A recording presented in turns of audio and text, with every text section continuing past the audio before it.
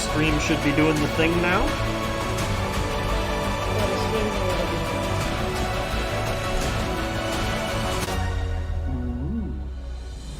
Oh, look at go. Yeah, mine's extra behind him. Like, I see a shield.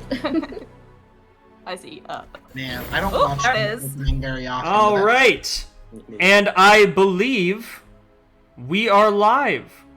Unless somebody tells me right now that we're not live and everything's going wrong, which is very, very likely. But I think we're good.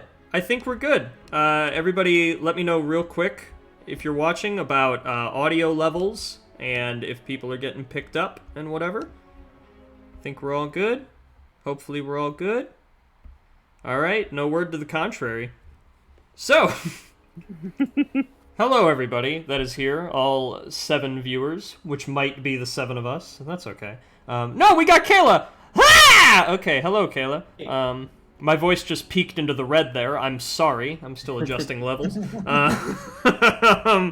Okay, so, everybody welcome. Thanks for stopping by. This is Roll with Advantage, and I am not Joe. I know I look really convincing as Joe. This is my Joe cosplay, but I am, in fact, Mark. I am, in fact, the second DM of Roll with Advantage, and Joe has been on a bit of a PTO from Roll with Advantage because of real-life work stuff and theater stuff that is taking up a lot of his time.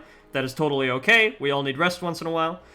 But Joe and I have had this idea for several months, and it seems like this would be the perfect time to finally start initiating it, and that is the Silent Shield. The Silent Shield is an anthology series that plays every once in a while whenever one of the 3 regular campaigns on this channel isn't running. It'll run in that time slot. It will be a mix of players from all of the campaigns, or 2 of them, or in this case just 1 of them. But it'll be whoever can play that night in the time slot. All of the normal Roll with Advantage players are making PCs, and they are going to be able to fit that PC into the group every time.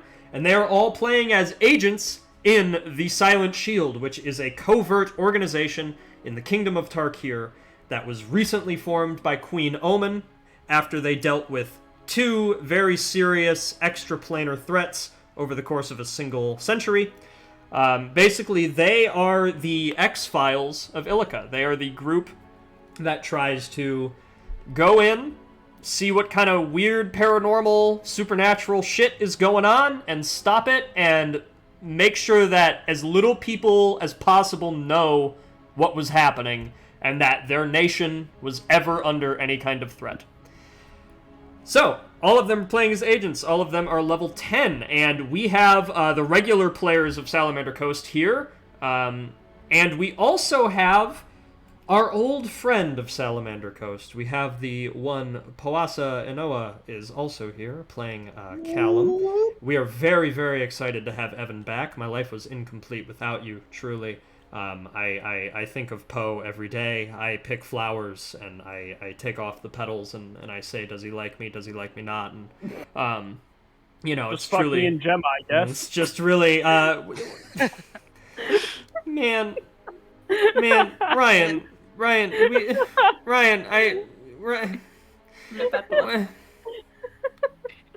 Anyway, Camdell, thank you for the 4-month resub there. That's real nice. Everybody give a big shout and big round of applause for Camdell. Camdell. Thanks, Cam. Camdell. Oh, yeah. Camdell. Cameron, I think you in particular should give Camdell a round of applause. No, fuck that guy. Yeah. He's always causing me problems. Yeah. That's a really good bit. Oh, man. I'm going to start saying that, too. Yeah, so it's very good to be back. This is besides the charity stream we did a while ago, this is my first time dungeon mastering on stream. It's certainly my first time running it from my own setup.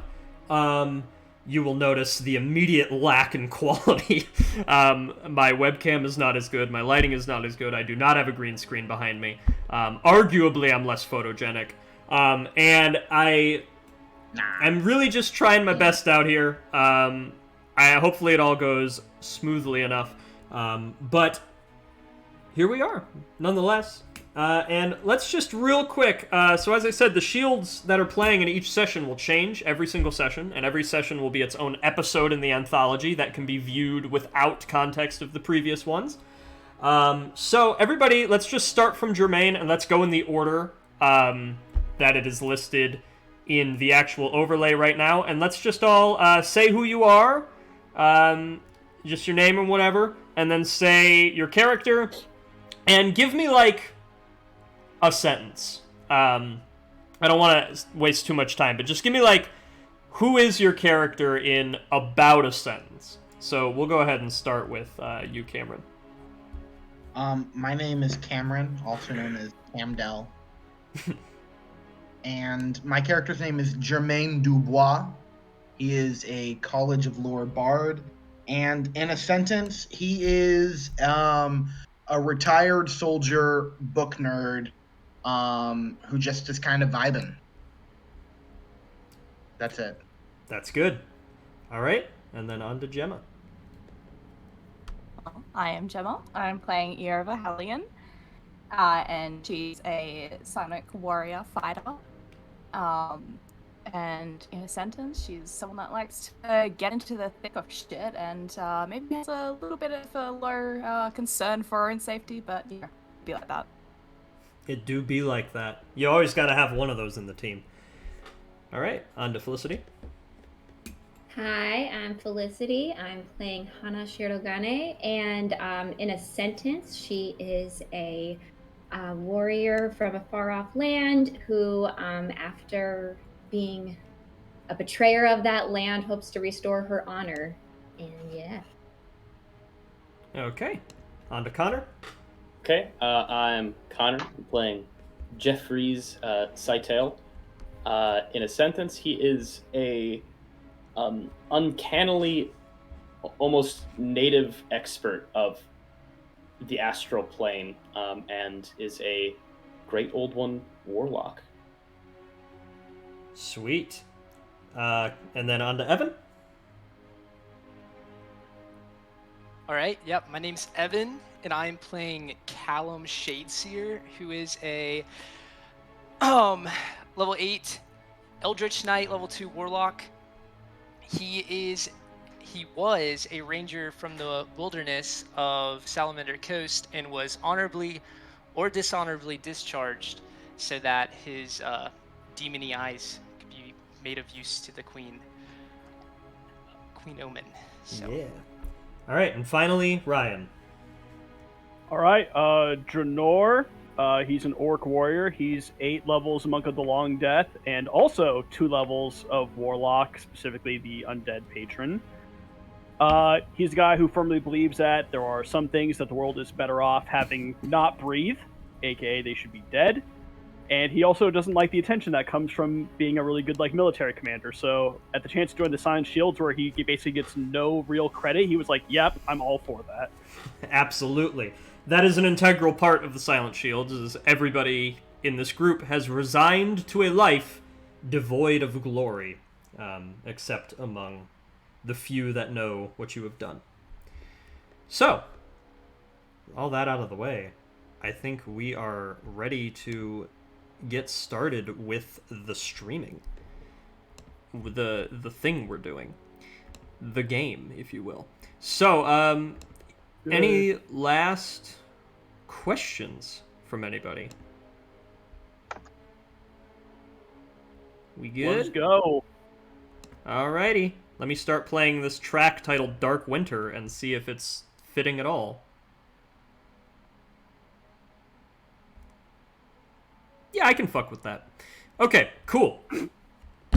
So, let's go ahead and dive in to episode 1 of the Silent Shield, the debut of the Silent Shield.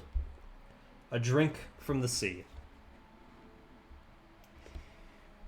We open an evening scene in Verdalka, a massive old city full of many proud people and millions of faces. We open in a humble home.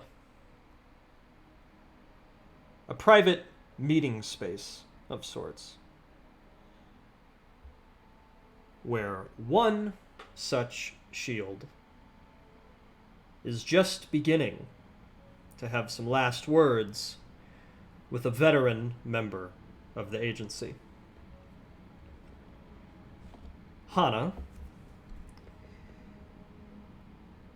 you are a more recent arrival to Tarkir, and though you've certainly proved your skill as much as anyone else in this group, you have only recently begun to prove it to the nation and to the Silent Shield. They asked you to join privately. They gave you 24 hours to consider. They told you that if you said no, then your memory would be wiped, and no one would ever ask you if you wanted to join this organization again. And upon saying yes, you were subjected to months and months of difficult, grueling training. Physical training that you were prepared for, you could keep up with. But the organization also put you through quite a bit of mental training, psychological training, emotional training, to prepare you for the many things that you might see, to give you the hardened spirit of a warrior of the plains.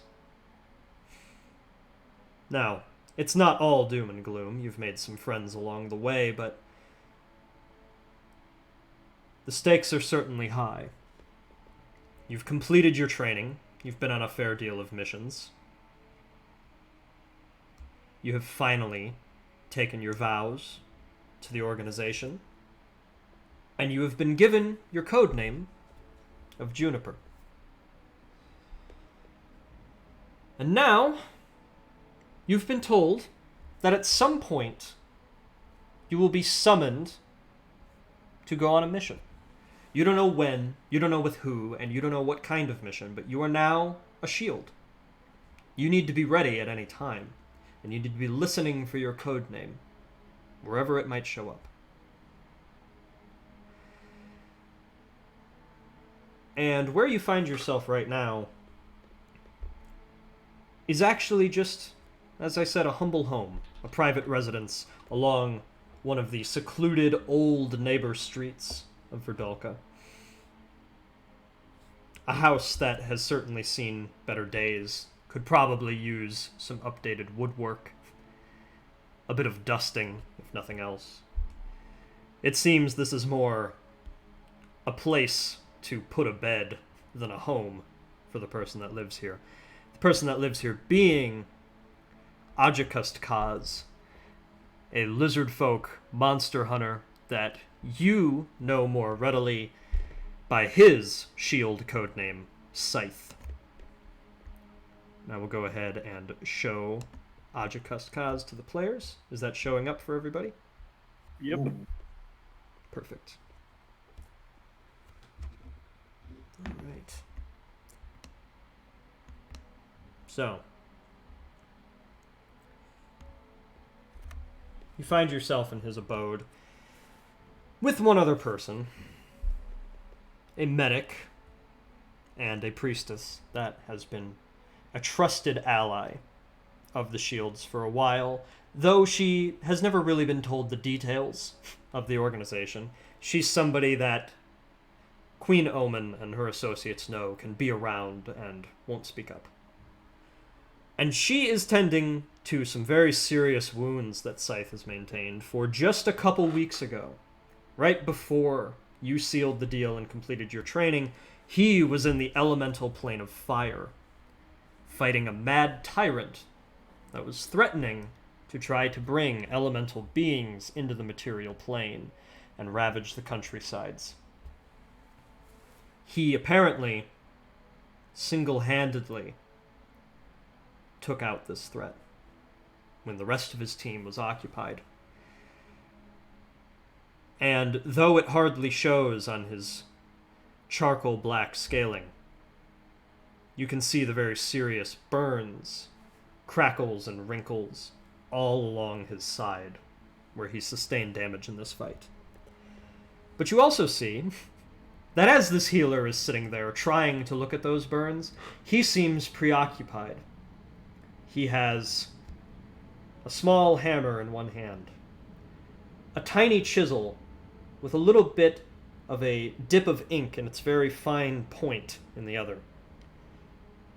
And he is focused on tattooing himself.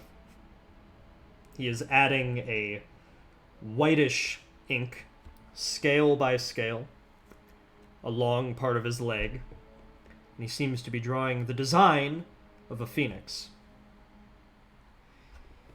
And the reason you find yourself here is simply because he wanted to speak.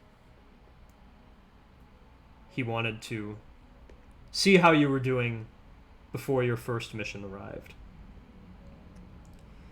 So, as you come in, you see this scene, you set everything down.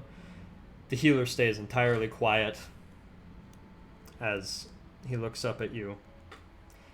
And as always, he's been a man of very, very few words, one that shows his care for others in the briefest ways possible, in the most pragmatic ways possible.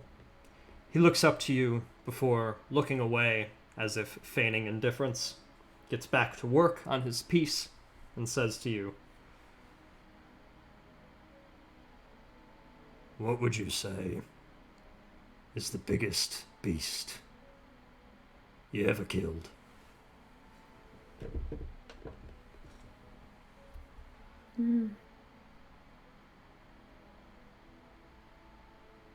Probably an orc. He was the leader of this wild group. It was while I was on my way here.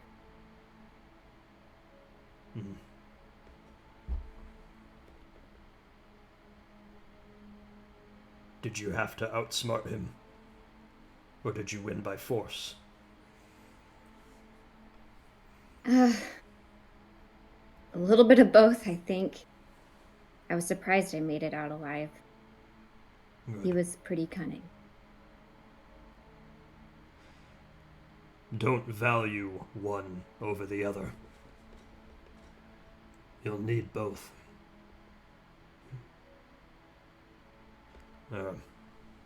Was a trainer I knew very long ago. I was handed a blade when I was 4. It was my people's way.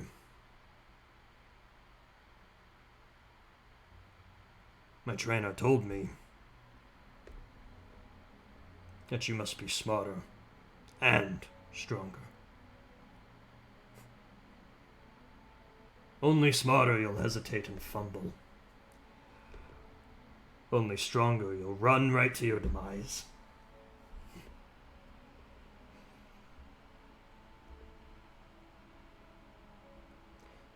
Are you prepared to be both, no matter what you see? I am. And I'm ready to prove myself.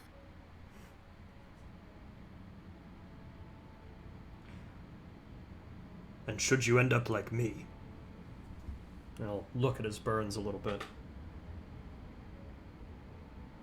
do you think you'd retire? Or would you pick up your blade again?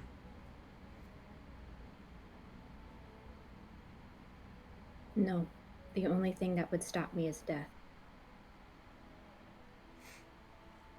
He turns back to the ink, but there is the faintest of an impressed smile upon his reptilian face.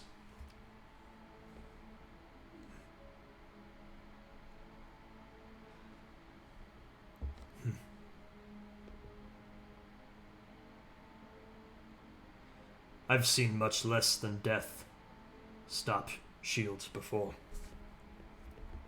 Perhaps much more, you could say. I've seen the horrors of this profession crawl under people's skin. Eat them. I know you've completed training. I know you've lived your life. But I mean it when I say you haven't seen the horrors of this profession yet. And take it from someone who has sworn their entire life to never setting down their weapon, to always dying before my allies.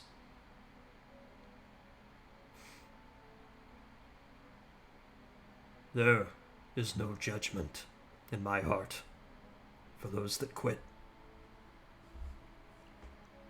And before you have much of a chance to reply, you hear somebody sort of lean against the wall outside of the house, near the door. And you hear somebody walking on the street past him. And they say, what was that word again? I keep forgetting it. It goes, oak, and then, willow, and then, what's the third one? And the man on the wall goes, juniper. Right. That's what it is. It's oak, willow, juniper. Right, and what's the next set? It's quill, ink, opus? Is that it? Right. And then the next one would be fist, joint, reach, and then and they keep listing, going through as if they're just playing some random word association game. But you recognize every third word to be the code of one of your associates. You assume this is one of the messengers.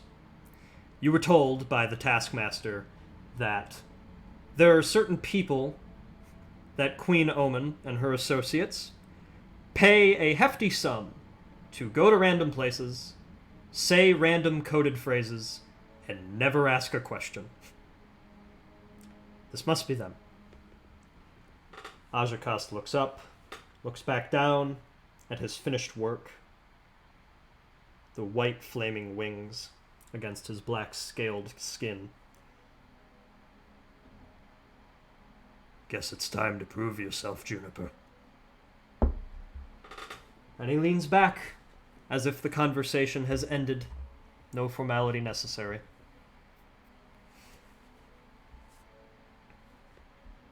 She'll give him a nod and make her way to where she would find these people. Okay.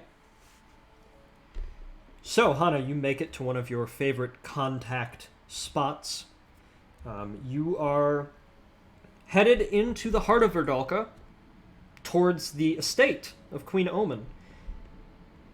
And you get into one of the central gardens. You take a right, you take a left. You go past one of old King Omen's from 400 years ago's favorite trees that has still been maintained, and using that as a landmark, you follow 3 distinct pebbles that have been laid out along the floor, an insane amount of detailed steps that nobody would ever guess. And as you round the corner, the 5 other contacts are already there. Germain Dubois, who you know as Opus. Iova, you know as Reach. Jeffries Saital, you know as Contact. Dranor, you know as Wraith, and Callum, you know as Knock. They are all waiting. The Taskmaster is not yet here. And I ask the 5 of you, more seasoned shields, as the newcomer rounds the corner and finds you. How would you like to greet her?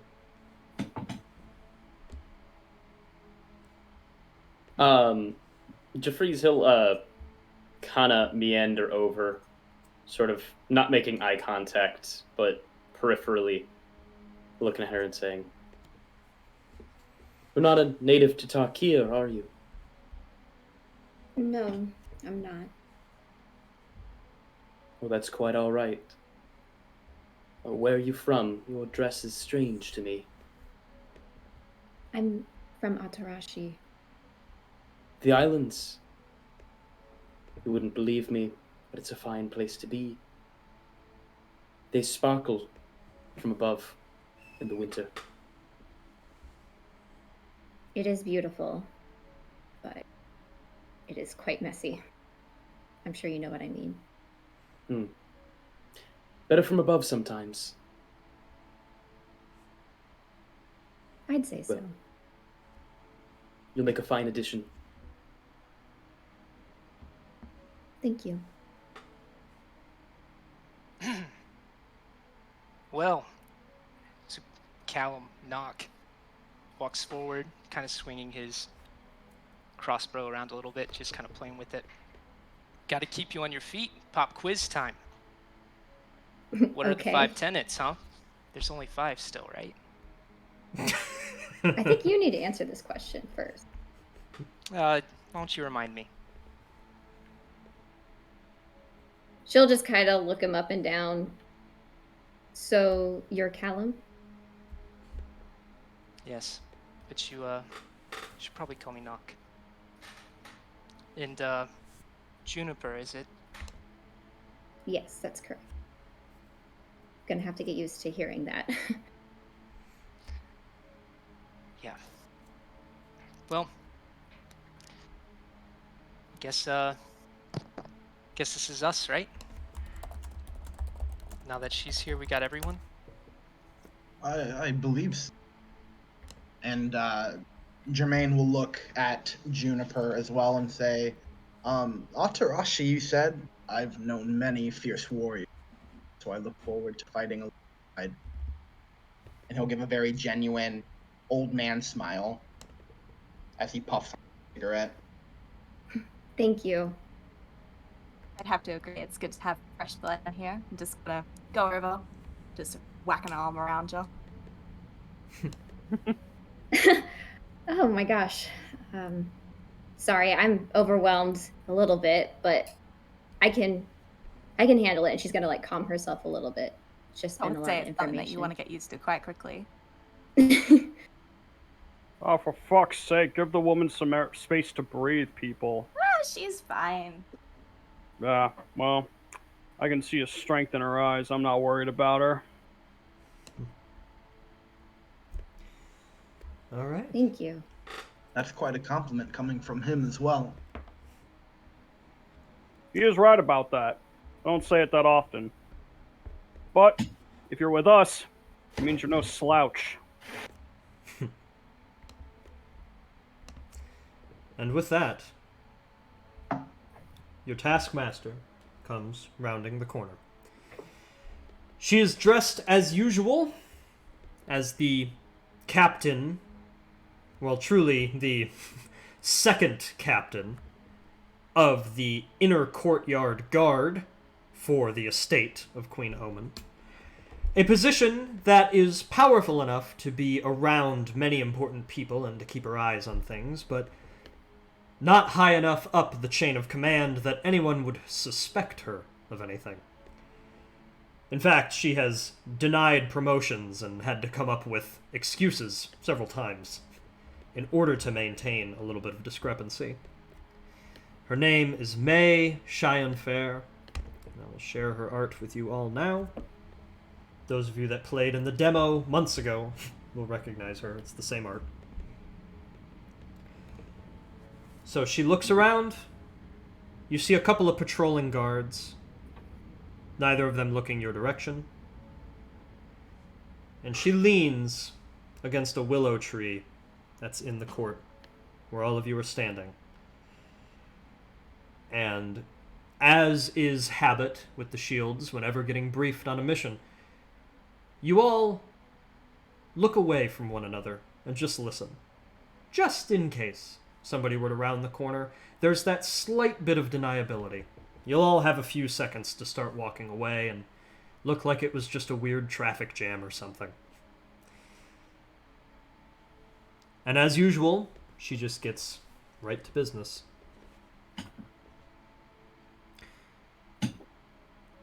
We've heard reports from the village of Olivier. It's along the coastline, about a 2 days' travel from here. That is, if you take carriage, we'll be providing teleportation for you, for this matter seems a little bit urgent. Just a few days ago, in the village, the mayor, Mayor Roland, as he is known, began boasting that he had taken down Pirate Captain Ahriman. Some of you might have heard the news about Ahriman. Perhaps not. Not exactly S.H.I.E.L.'s concern until now. She was along the coastline, just a little bit to the south, raiding villages. Mostly she was a problem for other pirates. Well, Mayor Roland claims to have stopped the pirate captain. He also claims it is because of the guidance of a being he is calling Ahriman. I've talked to High Priestess Charlotte and to Sylva Dugo. The name Ahriman does not seem to be ringing any bells with either of them. Does not seem to be a known god or lesser deity. But there is a strange set of occurrences. This pirate captain, who was certainly known to be more powerful than the capabilities of Mayor Roland or anybody in the village of Olivier, is now supposedly dead, yet we have not seen a body or any evidence of her crew. In addition to that, the sudden appearance of a religious figure that the mayor is attributing the success to is certainly of concern. Potential occult activity is suspected. This is a Tier 2 case. It is very possible that the people of Olivier are not in any kind of danger. But things can go south very quickly, as you know. Your objectives are simple. You will be transported to the village of Olivier. You will find out as much about this supposed beneficial figure, Ahriman, as you can. You will try to get as much details about the death of Pirate Captain Ahriman as you can, and perhaps where the rest of her crew went. And if you do find any sort of occult activity, you will stomp it out without any remorse.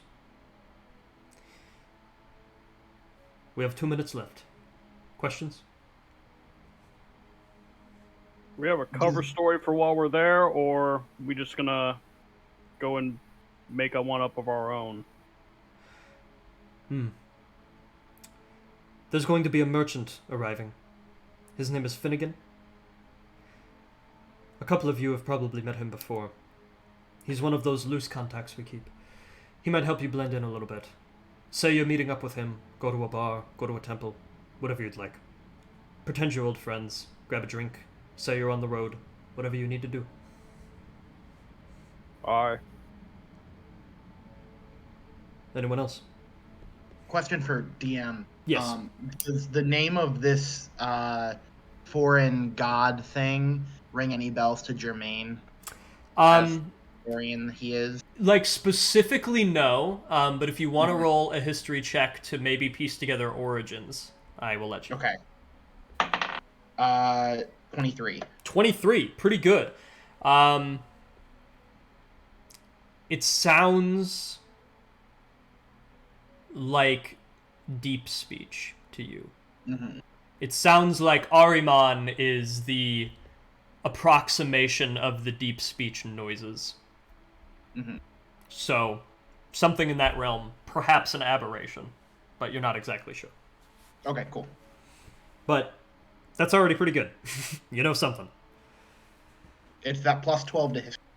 That plus 12 to history is real solid. I swear, the sessions where Germain Dubois is not here will be rife with plot twists.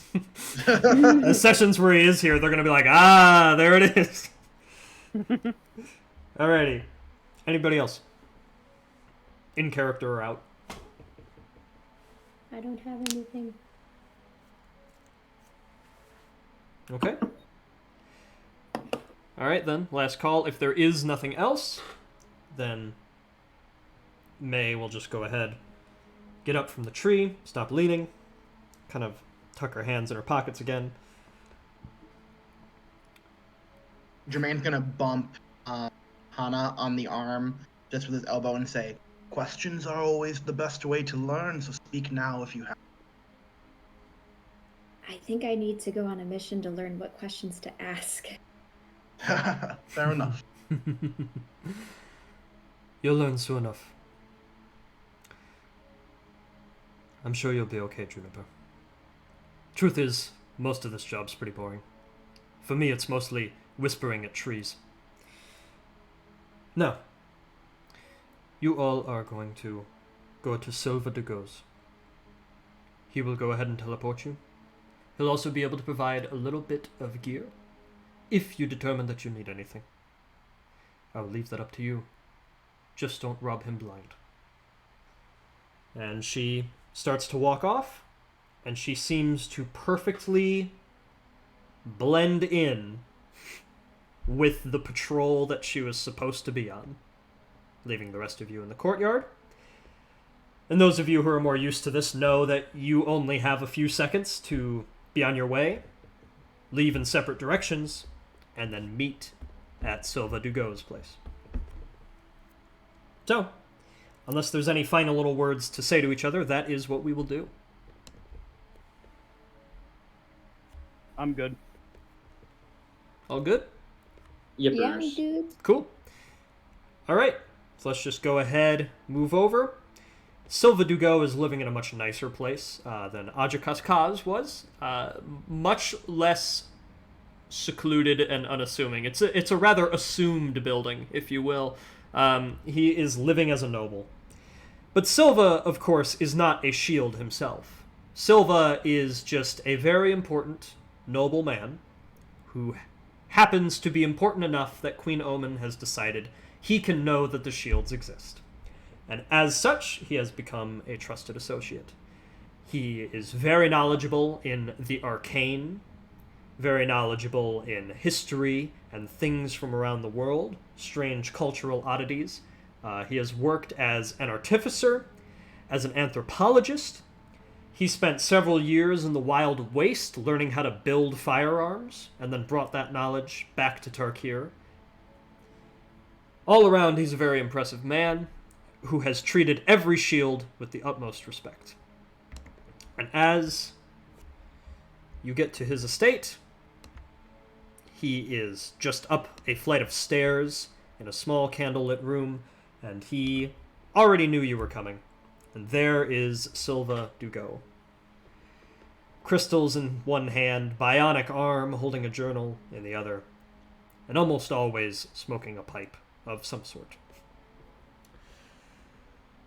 And he turns to the rest of you and he just...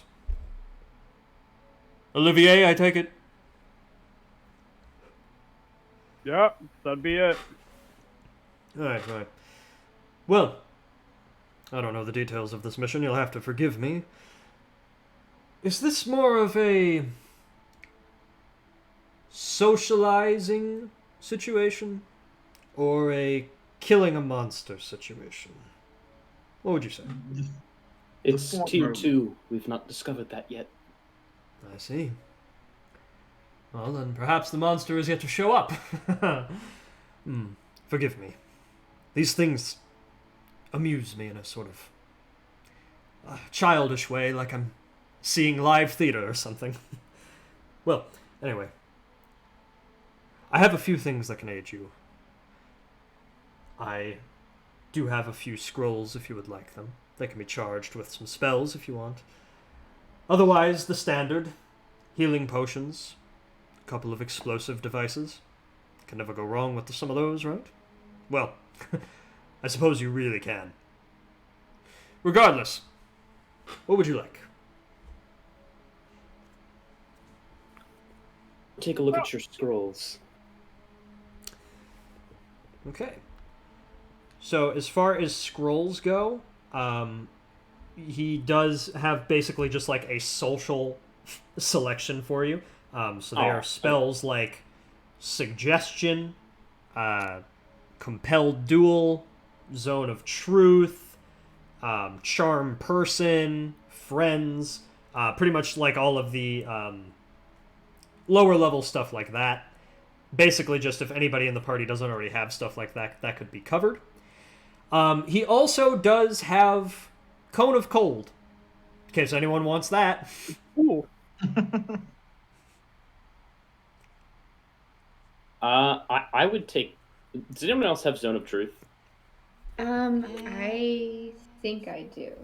Okay, I won't take. I do have suggestions, but I mean, I also would love to not use. Right. I'm gonna Yeah. take Cone of Cold. Hell yeah. Okay, so you have Cone of Cold now. Alright, and he just... Can't exactly promise that'll be useful, Jeffries, but... Well, I'm looking to get my hands off of it. I have a new student that isn't quite ready to know such things exist. You never know what will be useful in the next mission. That's true. By all means, hold on to it if you're not afraid anyone's going to take it from you. Right. And just in case, we might take a look at some of the potions as well. You also never know.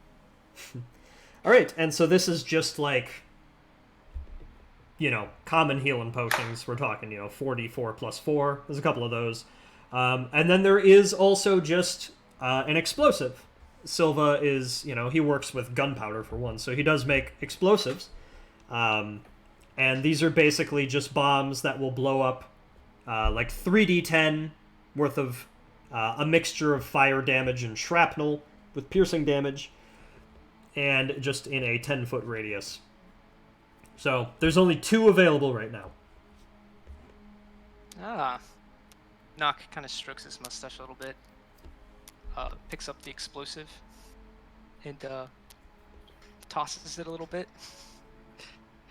Yeah, this might come in handy. Uh-oh, I've seen that look before. It's just for creativity. We want to keep our options Creativity, open. he Right? says. Hey, whatever keeps Tarkir alive, right?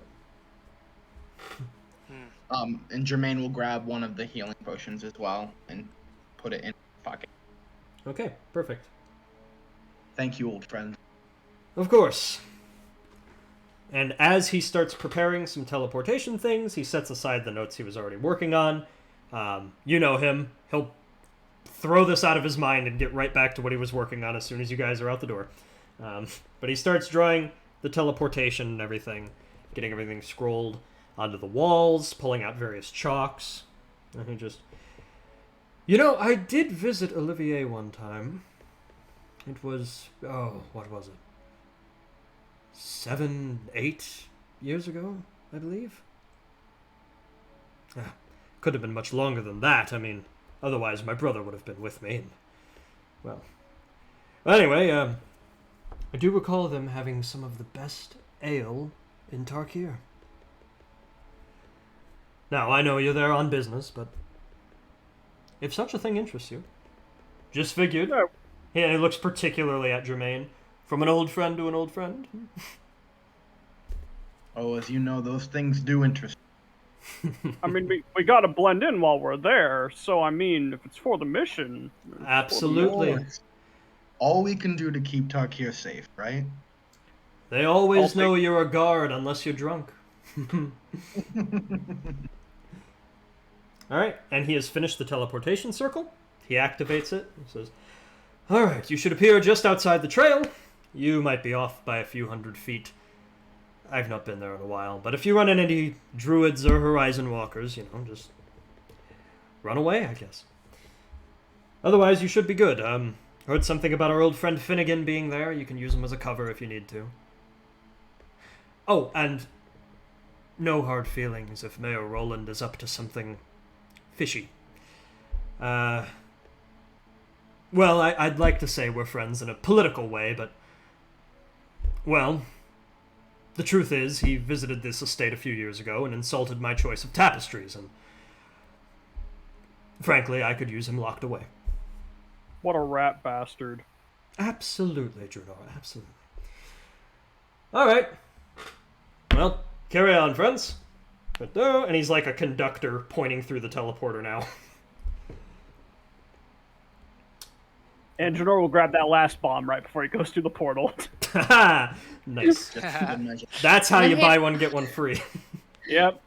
Hana will also grab... How many healing potions were there? Was there more than one? There was like 2, yeah. Well, we're gonna grab the other one. Alright, 2 healing potions, 2 bombs, and a scroll of Cone of Cold. Y'all seem ready. And let me drag everybody to the village of Olivier. Boom. I believe that worked. Still loading. Yeah, still loading. Yeah, So mine's ready. loading. Mine says Alright. I have no token with vision. Yeah. You fogged off Oh Warlock God! I fog of ward everybody again. I hate that that's a default setting. I wish it was you had to toggle it on rather than off. Put us in a fucking cave again. God damn it. All right. Cool. So blurry as it is, pretend it's a watercolor, as Felicity told me to say. That is the village of Olivier. Turns out Silva was pretty much on point. You appear just outside. You see that small bridge there. And for now, things seem good and calm. You just are making your way into this town. You see a small babbling stream, a nice homely bridge that goes over it, lots of rock formations, mountains in the distance. It does not appear that this town is right next to the coast, but as your maps will let you know, that this village is actually only several hundred feet from a shoreline. There's just so many jagged bluffs in this area that it almost covers them up. They don't call it the Highlands for nothing. So, as you approach, you all pretty much immediately see Finnegan. He, like clockwork, just is wheeling in a cart. Happens to be right now. And I shall share with all of you now Finnegan the merchant.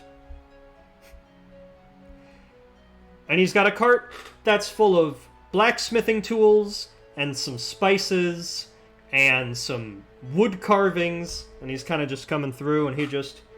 Oh! Well, hey, old friends!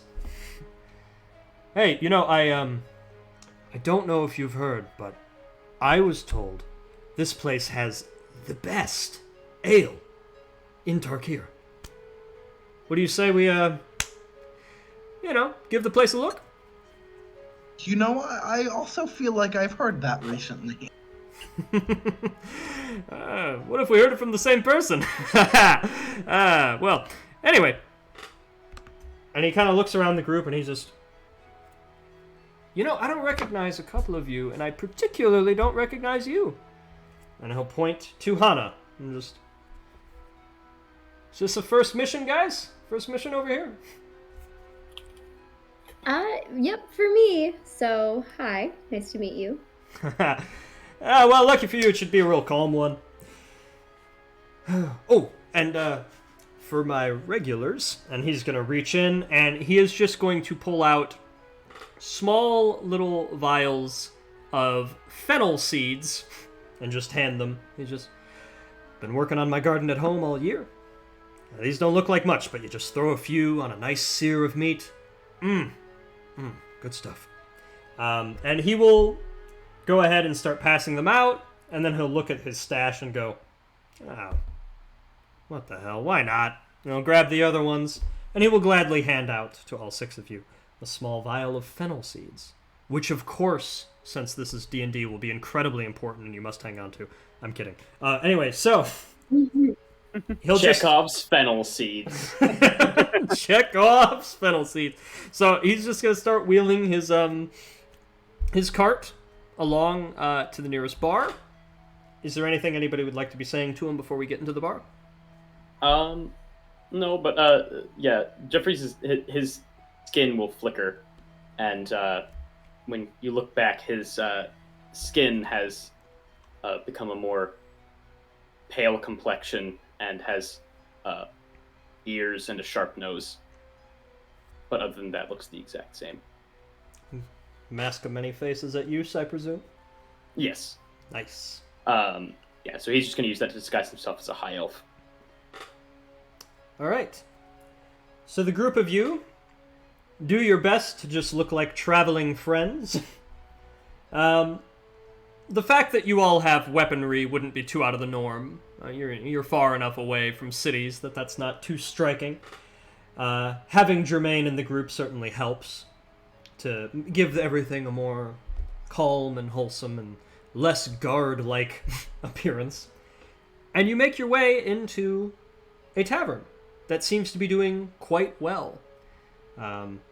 You just see there are 20 or 30 villagers that all seem to be celebrating something, talking very eagerly with one another. Tankards full of ale that are getting routinely sold by the bartender. And he gets in. And Finnegan is just going to put his hand on the table and say, "Tell you what, friends, past week has been real good to me. This'll just be on me. Well, first round, that is. And let me know now who shall partake in the ale, and is there anybody that doesn't want to?" Jermaine will offer to buy everybody around. Okay.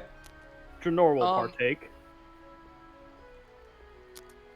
Yeah, when handed a mug or tankard, Callum will refuse. Callum will refuse, okay. Yeah, as will Sightale. Okay. Yeah, and so will Hana. Yerva will partake, even though ale's not her normal drug choice. Hell yeah. Yeah, Dranor was feeling a little left out there. I was like, you guys are fucking nerds. Dranor. Okay, so Jermaine will drink as well? Yes. Okay, so Jermaine, Yova, and Dranor are drinking. Callum, Hana, and Jeffries are not. Finnegan is also drinking. And he will gladly finish one quickly and start sipping slowly on the second one. That seems to be his routine whenever some of you have been in bars with him in the past. He's, nice way to unwind. Plus, he's dehydrated in its medieval times, so that's just kind of part of life. But he, he slams it down and he just, woo! Oh, it has a bit of an aftertaste to it. I don't know if I can place it too well. It's a little bit of a malted kind of thing. A little bit of a cinnamon. Perhaps it's quite good. Well, it might take some getting used to. Here, let me actually taste this one. No. Get into the second one. And then, so in the rest of you, the three of you that don't drink, no judgment from Finnegan's part. He's not one of them guys. He's like, come on. But the other three of you that are drinking, will you partake in second rounds as well? And I'm not asking because we're worrying about money. This is just an RP thing. Hell yeah. Yeah, I'll do one more, and that's where Dranor will call it, because he is working. Yeah, that's fair. Yeah, Jermaine's an old man. I think a second alcoholic beverage might be a little too much for him. Okay. Also, after. Cool. So Finnegan... going as long as they're being offered. Nice. So Finnegan, Yova, and Dranor are throwing them back for at least 2 rounds. All right, cool. So as you're all sitting around then, the three of you that aren't drinking, or perhaps the three of you that are, you're now in public. You can begin your job. Beer aside, you can begin your job. So, is there anything that anybody would like to be doing? Go ahead. Okay, I mean, it doesn't matter. Hana was just going to be, listening to see if any conversations had any key words that sounded like they could relate to our mission, and then she's going to really listen to those conversations. Okay. Go ahead and roll perception for that for me, just to see if you hear the words. Yeah. Also, Jermaine is going to use message to message everybody about the deep speech origin, and just tell everybody to keep an ear perked for anything that might sound outside of common. All right. Gotcha. Yeah, with Jeffrey- that mess. I'm sorry. She got an 11. 11. Okay. All you're able to make out is the word Ahriman, the name that May, Shai, and Farah brought up to you. The name Ahriman is brought up at a table that is just about 50 feet away. But you can't make out much more than that. They're having a somewhat hushed conversation. But I can tell, like, where in the tavern it is. Yeah, you can just go ahead and, like, look and see that table if you would like. If you'd like to turn around, that is, and start looking at tables. And all Yeah, she'll do, like, one of those, like, I'm personally really bad at these, but where you're turning around to look at something specifically, but you're going to make it look like you're just kind of glancing around. Yeah, or you, like, Yeah, you gloss over the thing you're actually looking at. Yep. Yeah, yep. Okay, so you kind of gloss over, and you do see there appears to be one sort of elderly gentleman that is kind of orating everything. And it seems like, for the most part, the other 5 or so people at the table are just kind of listening to him. So that is of some interest to you, for sure. It is a spectacled man who has whitish-gray hair with a little bit of a beard. Appears cleanly cut, takes care of his appearance, despite his years definitely getting to him. He's definitely lived a wind-beaten life here in Olivier, but he does everything he can not to show it. Okay. All right, and then other people had a few things, yeah? Sorry. Go ahead. I was just going to ask if anyone else picked that up, or if Hana told anyone, or... I'll leave Yeah, it to Hana- Hana to tell people, yeah. Yeah, she definitely would. I don't know, I assume Callum and her and anyone else not drinking are, like, kind of all sitting together. So to the group not drinking, Yeah. she'll kind of subtly just, like, bring up that elderly man seems to be quite interesting, and, like, he knows a lot of information in general about the town, something like that. Okay. So, having also got that message from Jermaine, so Callum, with Eyes of the Runekeeper, Nice. his eyes, in the whites kind of glow green a little bit, very subtle. I don't think anyone would notice too much with the way he does it.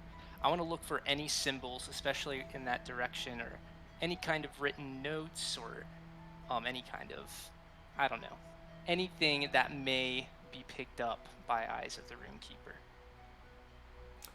Okay. You do see a rune. You do not recognize it, but it's on a small bracelet that the very knowledgeable elderly man at the table that Hana pointed out seems to be wearing on his right wrist. It's just a simple wrapped, like, twine bracelet with just sort of a symbol in the middle. And the symbol is... Your Eyes of the Runekeeper picked it up. It seems to just almost be like a it almost looks like a figure 8, but it's jagged and sort of malformed. But that's all you can really tell. But you see it for sure. That is a symbol of some sort of note. I almost called myself a Shima. Jeffries will ask.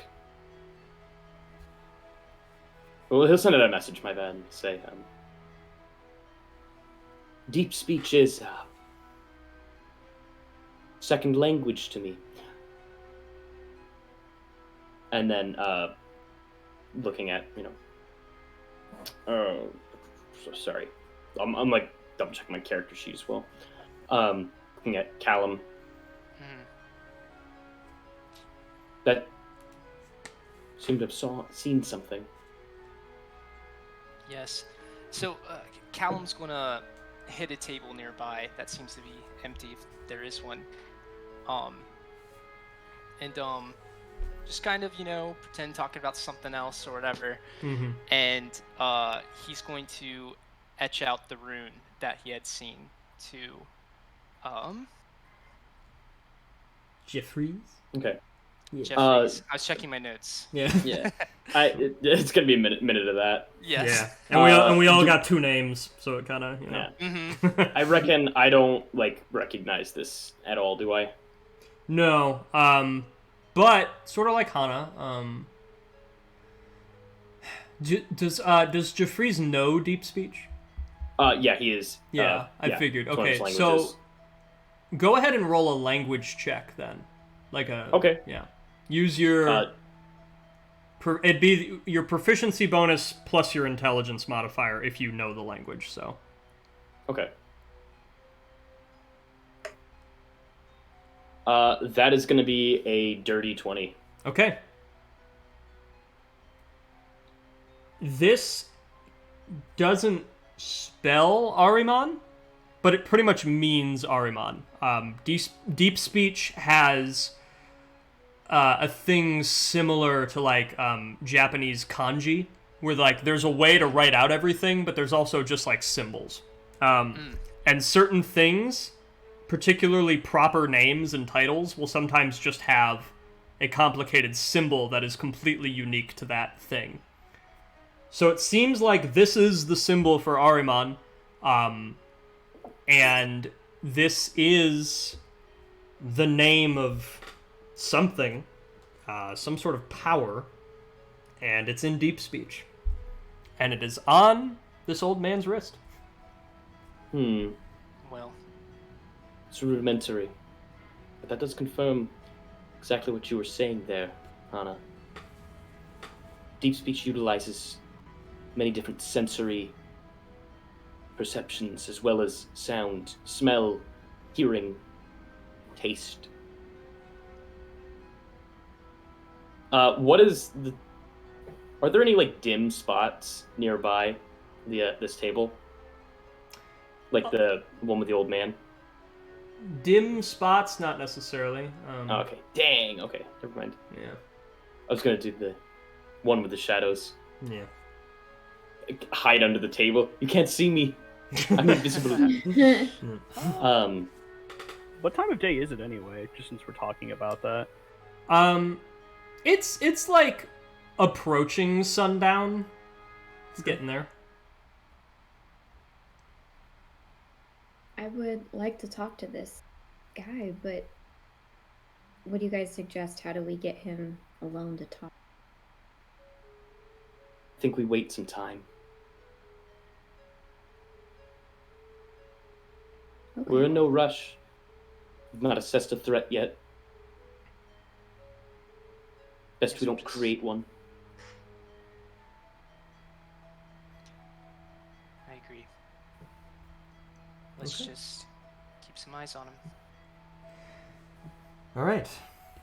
So, unless there's any objection among the six of you, then, you guys can spend the next half hour to 45 minutes in this tavern just continuing to perceive your surroundings and not cause a scene unless something starts to happen.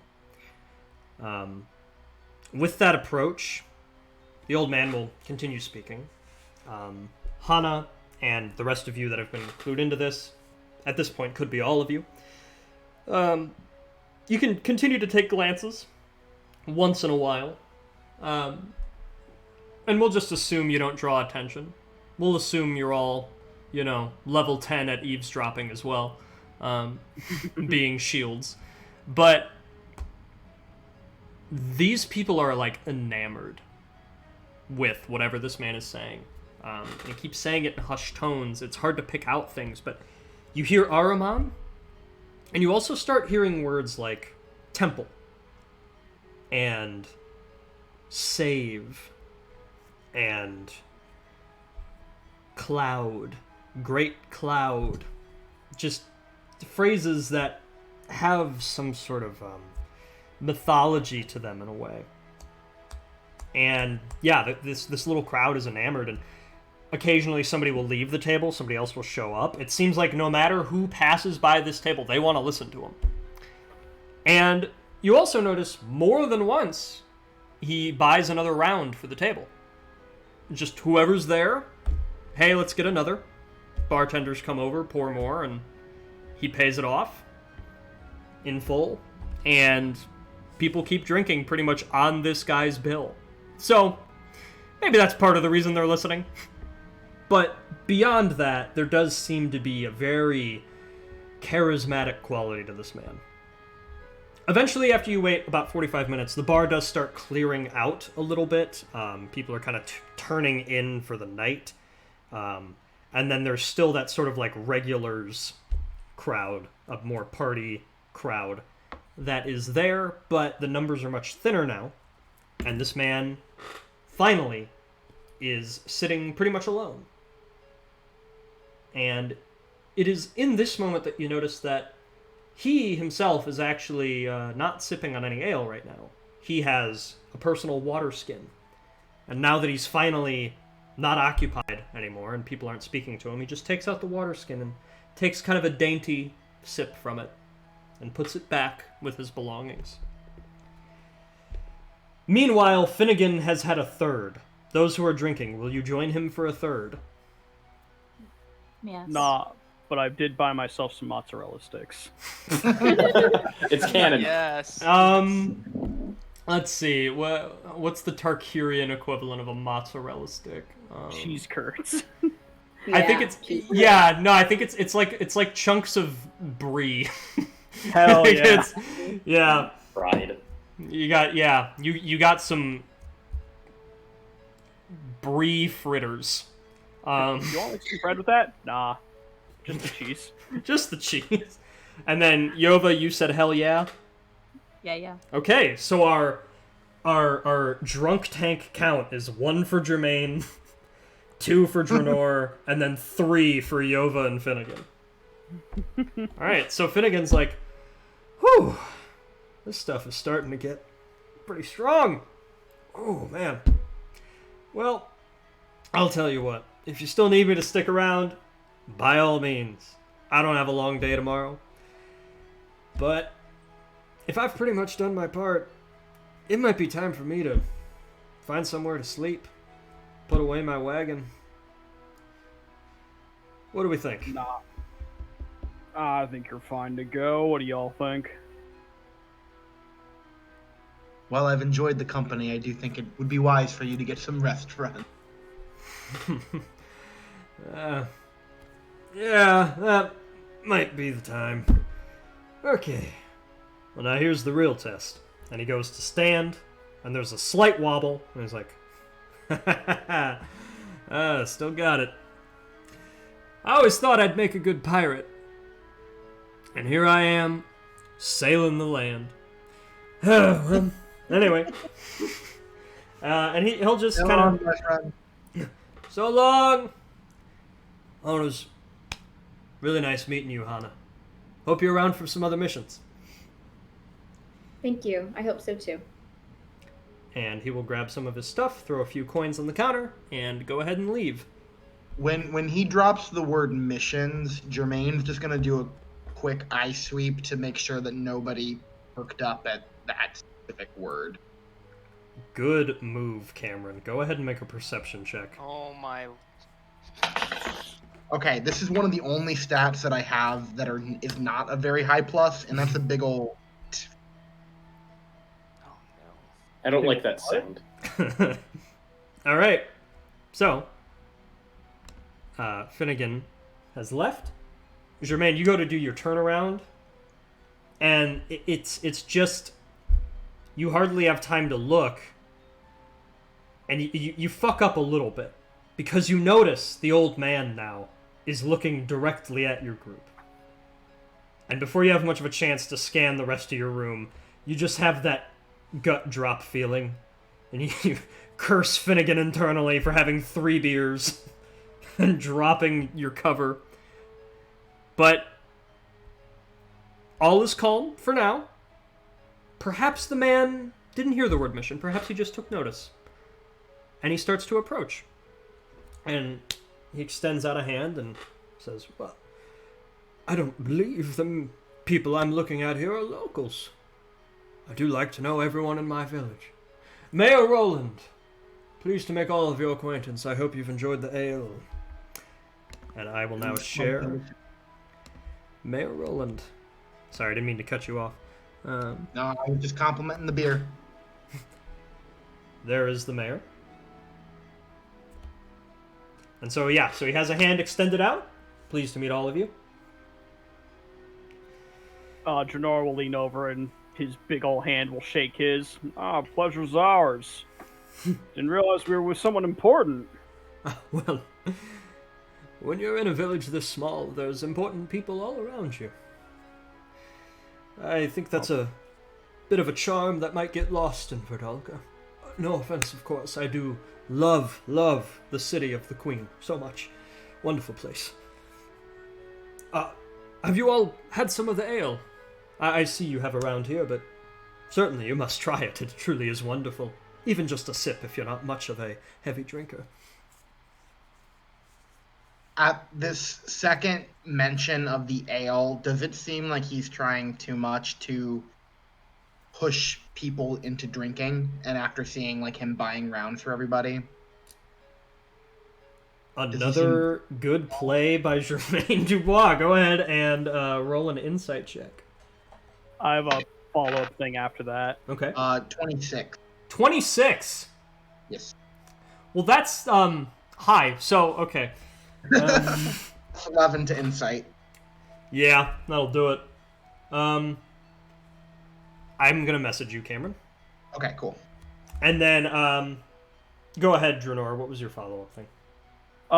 So he mentioned at first that was like, okay, you don't look like you're from here, but then he specifically mentioned that it seemed like we were all from Verdalka, and we're a fucking ragtag group. Is there any reason that he'd be able to make that assumption? Or can I roll an insight to be like, how the fuck would you know that? Yeah, no, that's an interesting question. So it wouldn't be completely out of the ordinary for a villager to make that assumption, because there is sort of a line, it's that sort of urban-rural line that exists in real life, where you can sort of just, like, tell sometimes. He's a villager, and pretty much no matter what any of you do, there's sort of like a city energy. So it's possible Verdalka is just an assumption he made. Even with someone like Hannah sitting there who does not look like she's from Verdalka? No offense. That is what would make it worth questioning, yeah. Okay. So may I roll an insight on that, just to see if I can pick up anything? Yeah, sure. Oh, that's pretty good. Oh, where's my sheet? 24. Ooh. Okay, 24. I will also message you. Real quick. Badass. And I just messaged Cameron. Wait.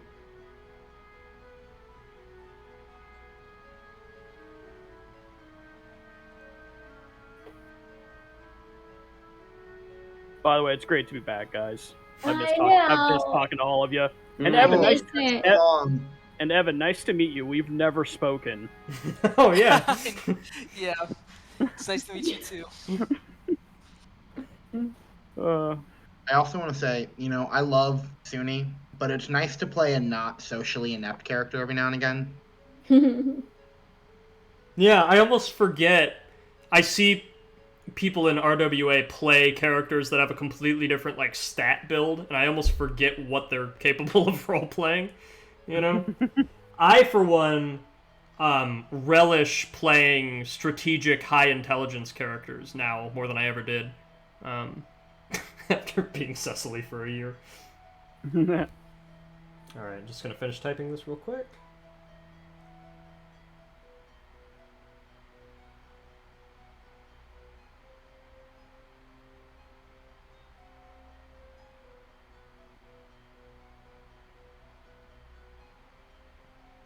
Okay, so with a 26 and a 24, you both have gathered pretty substantial information on this man's character within a few seconds.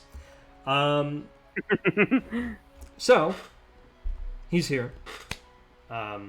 He said what he said. You both make your insight checks, and he's sort of... Well, if you're new to Olivier, perhaps you would want to be checking some of the fineries around here. I certainly am available to give you some sort of tour.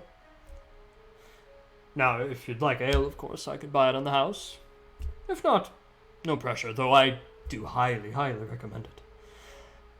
Other than that, you would perhaps enjoy seeing the new temple. It's been quite the installment. And in fact, I trust that perhaps you've come from far away to see Olivier because of word of our new practice. Is that so? New practice? Well, I'm not gonna lie, I was only here because of what I heard about, well, your drinks. But I mean, a little bit of tourism is never really a bad thing, right? I certainly can't blame anyone that comes to Olivier for a beer or two. No, our new practice. We have a new temple set up. I seem to have taken to it readily, and he'll point to his bracelet. I'm sure it seems strange to outsiders, but there truly is something to this presence that I felt the day that I, somehow, in my feeble years, managed to subdue the pirate captain, Ahriman. It's truly a wondrous moment. I had no other way to explain it but to turn to some sort of higher force in the plains. Again, it must sound very strange, but if you just give me a small chance, I've managed to explain this to everybody in the village. And if I am able to explain it to you, well, let me just say, I'll feel much more calm about the next time I visit Verdalka. I don't want everyone seeing me as the strange one who built the temple. Man's faith is his own, so...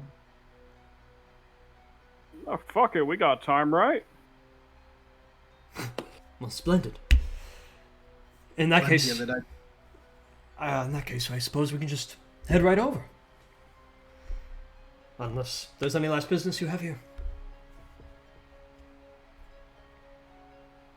No, I mean, I think I'm good. You guys all good? I'm Yeah, good. I've seen plenty of here. Ready to see something else? I mean, I hate to be rude to you, friend. We've all, well, at least a few of us have had some of these fine drinks, but I haven't seen you have one. I mean, can I buy you one? Or anything to your liking? For Certainly. being so hospitable to us outsiders.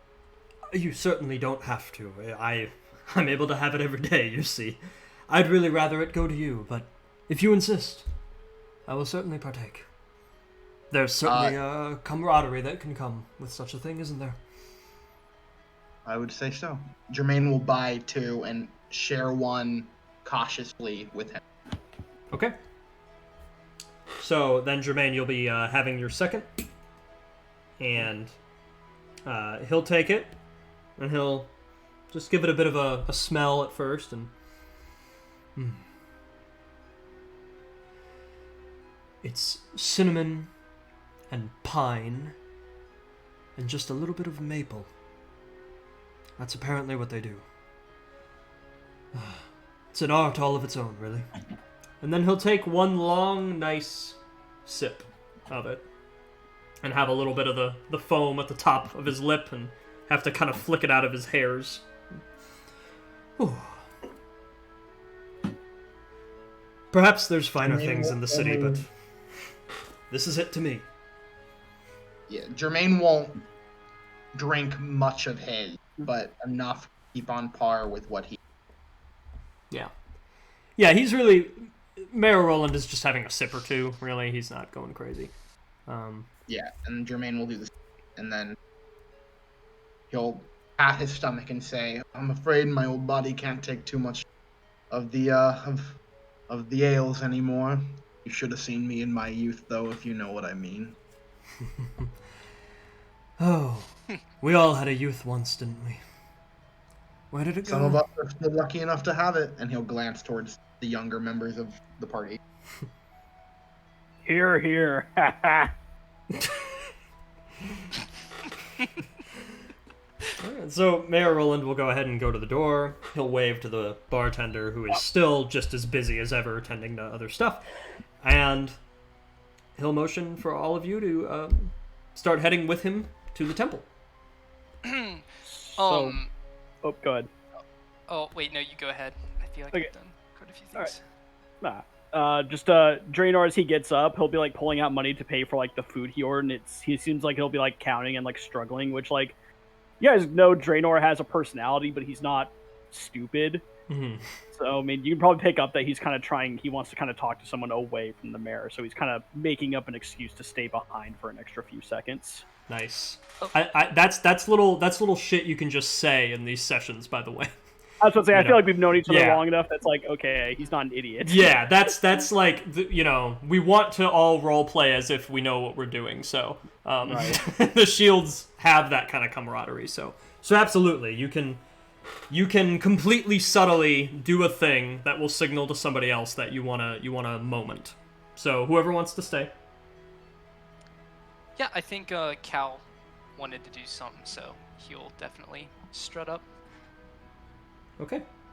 All right, so just in like the few seconds that like Draenor's putting the money down, he automatically knew we were from Verdalka. He could have made a guess, but with the new girl we got, and there's something about him, like he knew we were coming or something. I don't know. Just keep your guard up. And Draenor will just walk away. And as he's walking away, Cal thinks for a second. Are there any drinks that are still not emptied yet? Jermaine's second one is like 2 turns there. All right. So Cal, I mean, I'm sure there's people around. He's like, well, can't put this to waste. And he's going to take a sip, but using some of his ranger history, he's going to taste to see if there's any kind of strange substances in there. And Okay. Cal has drank before, but he's a big talker. So to keep to his tenets, number 3 for secrecy. Right. Yep. I'm glad you know the tenets of it. Well, I have them up here just in case. I admire your dedication. Yeah, I got the same That's all thing. memorized. A scout is trustworthy, honorable. Always prepared. Oh, that was a flashback. Do a good turn daily, but yeah. So, and so this is an examination for like physical poison, right, or other sort of substances like that. Right, and he's not gonna. He's gonna do whatever people do that know how to test for poison. They just let it sit in their mouth and then spit it out. Just like mouthwash with it. Yeah, it's definitely arsenic. Yep. Yep, I can't feel my tongue anymore. That's not a good sign. But yeah, you can do the whole thing, and you can kind of mask it as like doing what the mayor did, where you're feeling the aroma. You're drinking it like a Scotch person. Yeah. You're like, and you are able to taste it, and physically, there's no poison. But you're paying a little more attention to it than anyone has before. So I am going to ask you to go ahead and make a nature check. Oh, okay. Okay. I will do this. Oh no. I don't know why he's not proficient for nature checks. You'd think that would make sense. So that is intelligence. -1, 5. 5! Did you say -1 for your nature? Well, it's intelligence. I don't know. Oh wait, I don't know why. I made this like for the first time we played Shield, so I was just gonna trust myself that I organized everything appropriately. Okay. So you taste it. Something tastes a little beerish. Oh my lord. Okay. But that's you're like about to put something together, and then you're like, maybe that's just beer. I haven't had beer in a bit. I don't know. All right. He's going to shrug, spit it out, and walk out. You just remembered you're allergic to cinnamon. You're like, oh shit. Overrated. Alright. So let's activate this. And pull everyone to that scene. Okay, another low-res watercolor image. And Fog of War. God! I'm gonna have to do this on everything. I swear. I swear. I'll have it better for next time. Okay.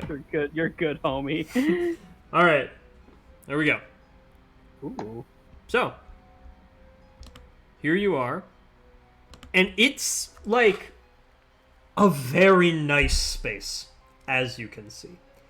And as he walks in, Mayor Roland immediately says, "Now I understand what you're probably thinking. How did we build all of this so quickly?"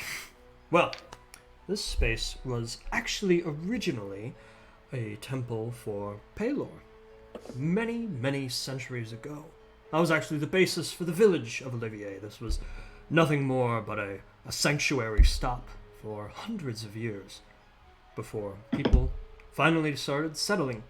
They realized the land was good for certain types of crop. They realized that the waters were conveniently close, but also protected by rock. But eventually the original founders weren't here anymore, and, well, as much as it might make me a bad Tarkarian to say it, this building never quite got back up to the level again that it was. We certainly respect Pelor here, as any Tarkarian would, but, well, when Ahriman found their way into my life, it only seemed reasonable that we begin to use this space again. We're still kind of adjusting a few things here and there, but it does seem to be a place of great reverence. A place where you can almost feel those centuries-old spirits. Do we have any questions for me? And it is at this moment that I will let all of you know that you are alone. It is just the 6 of you and the mayor right now.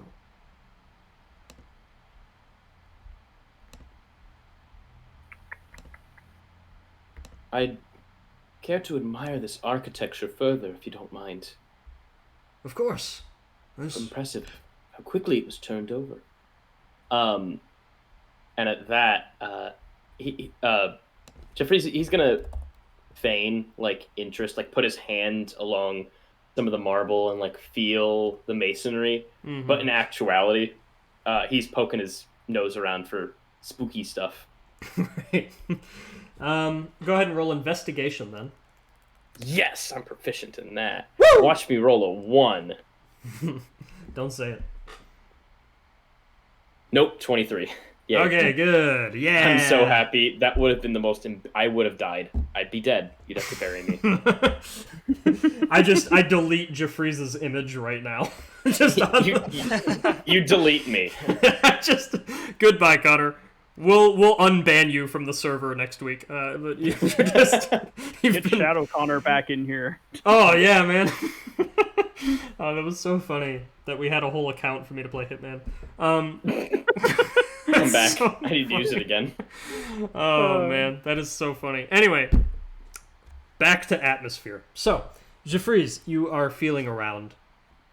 You do notice something, and I will tell you what it is in just a moment.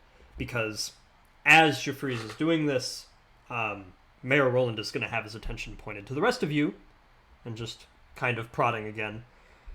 Was there anything you'd like to know? I can certainly talk about the night it all happened, getting to know Ahriman, the small amount of faith that I've found. Whatever you'd like to know. I'm pretty curious about the story and how everything came to be. You seem very passionate about it, and I respect that. I'd love to know more. Of course. You, I don't mean to assume, but you strike me as somebody that, well, to put it bluntly, doesn't have enough of a stick up their ass to have been in Tarkir for that long. Are you new? I've been around. I kind of wander a little bit. Don't really stay tied to any place. Well, I think what happened here could speak to anyone from anywhere. You see, and as he starts going, Jeffries, this is where you first start to notice something a little strange. You're sort of behind the altar, and you're feeling just kind of along the stonework, and you notice a very small stone that is out of place on the altar. And it almost looks like you could just kind of knock it back in place, but it is fit in a little too securely. It almost seems like a button. And you, before pressing it, or even thinking of pressing it, of course, your eyes trail down a little bit, and you can see, just hardly, mostly obscured by the stone and the drapes that are around the altar, there is a small grate. Just a little, almost like a sewer hole, that looks like it might lead downward.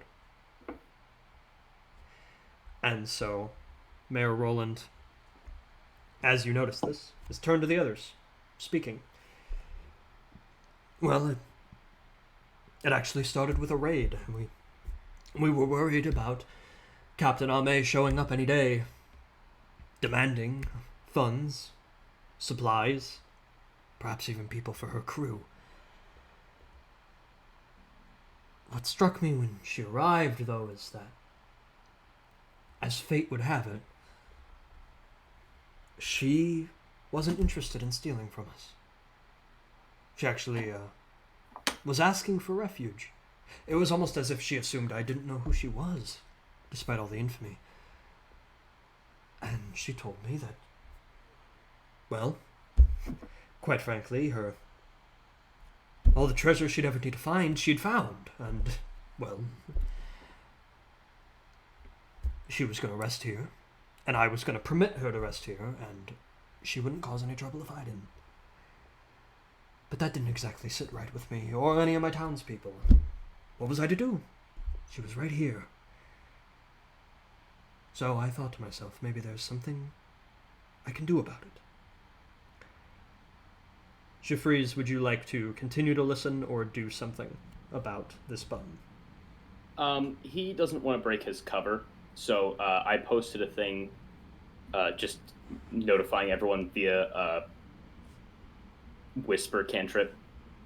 So he's just going to telepathically let everyone know about this. Probably something he's done in the past, almost like a comm piece in like the modern like CIA or whatever. And then keep his cover and just kind of move on from it as if he didn't even see it. Perfect. Okay, so now all of you know. Pressure plate by the altar, likely a corridor beneath. And that realization sinks into all of you. And the more insightful among you notice that as soon as Jeffries messages that, there's a slight darkening in Mayor Roland's face, almost like he noticed. But he goes ahead and he continues on. I decided that wouldn't be enough. I decided I needed to do something, so... Well, I snuck onto her ship. Her entire crew was raiding my inns and taverns. My home, even. Demanding that my people give her quarter. And so I snuck. And I found the most wonderful treasure. Truly, I found a creature.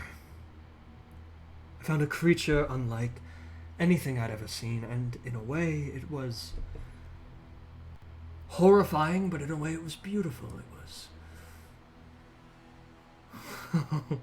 It was more than Ame knew that she had her hands on, really. And so I leaned down to this creature and I spoke to it, and it spoke back. And it said, "Dear little mayor,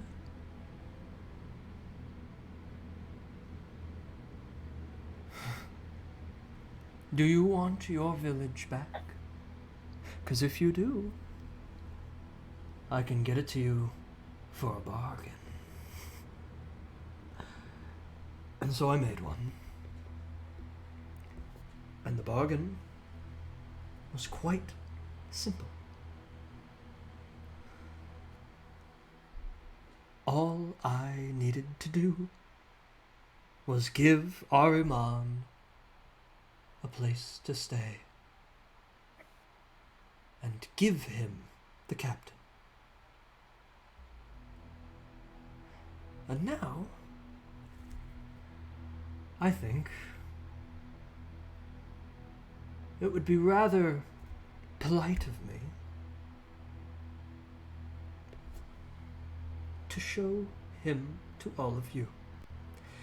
And before any of you are able to say much, the door crashes open, and you see Finnegan. And Finnegan runs in. You see there's blood and blackish, bile-ish vomit running down the front of his cloak.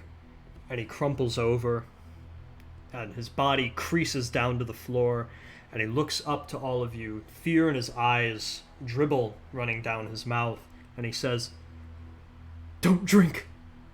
Don't drink!" And Mayor Roland immediately reaches out a hand and just makes a fist slowly and crushes it.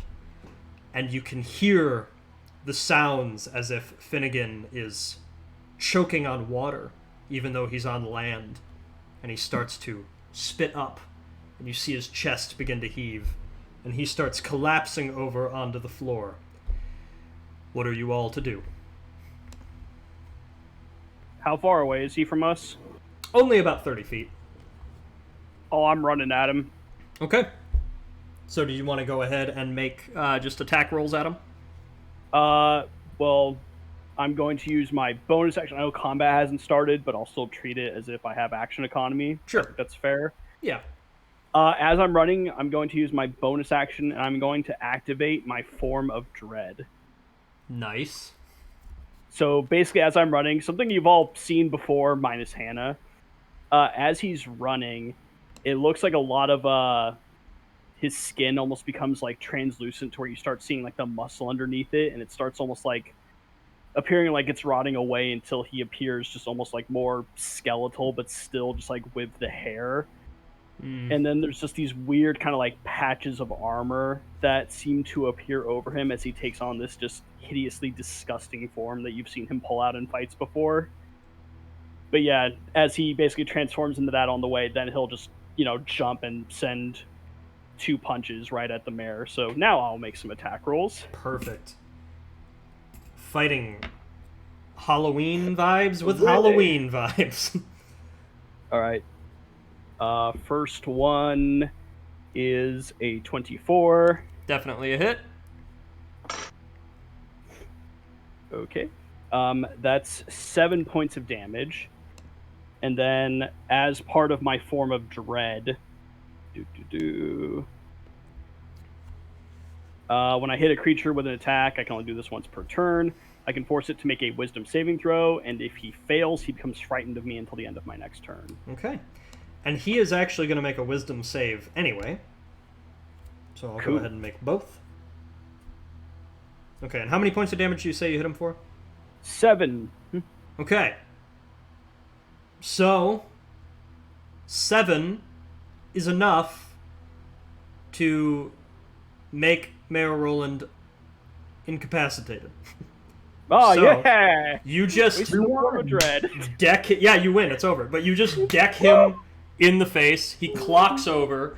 And as you grab him to go in for a second strike and start imbuing him with your fearsome form, you recognize there's that split second before the second fist comes down. You see he's different. The man you were speaking to is not this man. And this man now looks up to you, fear in his eyes, just like Finnegan. And he just is looking up to you and says, please, go down. Go down and kill that fucking thing. Kill him before and he starts to choke on land, just like Finnegan did, and seize and convulse on the floor in front of you as he starts spitting up swampy water from his lungs. And you now, all of you, stand in the middle of two incapacitated people who died in the same way, knowing that some of you have also drank. And there's that secret passage leading down. You turn to Finnegan and the mayor, and they are both limp. If there is a way they can be revived, it would need to be done very soon. The odds are they're already gone. Who among the group has healing that I'm aware of? I can heal, but are they, like, technically dead right now? Yeah, it would be a medicine check to really know for sure, but, like, you're pretty confident, Jermaine. Like, the rapidness with which they just stopped moving entirely seems like death throes. Mm-hmm. I have 5 to medicine. I don't know if anybody has a better. I can try. I'll run to I forget his name already. Oh, Finnegan. Finnegan, yeah. And try to test. Okay. Do you want a medicine check to see what needs to be done? Yeah. Sure. Yes. Go ahead. 11. Okay. 11. He seems dead. No pulse. Okay. Veins by his cheeks. Water still in his mouth. There's not many hints that he's alive. Jermaine will say, "I think he's dead." Okay. But he'll No shit. died just in case there is some way that he'll come back, that he doesn't choke on his own water vomit. Okay, what spell is that again? Me? Yeah, are you casting? I'm not casting any spells. I'm just turning him onto his side. Oh, I thought you were saying I'm gonna cast Revise, and I was like, huh? Oh. No, I'll turn him onto his side just in case there's any way that he'll get back up. Okay. As is now canon, Jermaine did a lot of drinking back in his heyday, so he knows what. Yeah, exactly. Alright, so you have him on his side, just in case there's any hope, but yeah. Someone watch Hana? Breaking Bad. Yeah. I am. Yes, sir. Jeffries will run over to Hana real quick and just in a very rushed tone say, "Have you dealt with a psychic creature before?" No, I don't believe so. Quite all right. You need to start dissembling your thoughts. We all do. Okay, I think You they need to kind of act. prepared me for this in training. Good. Think of a childhood memory. Think of something repetitive. Focus on the tenets. Say the alphabet in your head again and again and again. See how high you can count. Act purely on instinct and only think relevant thoughts when needed. Okay. I will say I do have a spell that could revive one person and the tools to do that spell, but I only have it for one time. And I know 3 of you drank. Ah, well, such is life, right? More so I was asking, should I use it now or wait? I mean, selfishly, I'd really rather you didn't do that, but I also would rather not, but I didn't know if anyone else had any. How long after pass can you perform this? Only a few minutes, maybe 5 at most.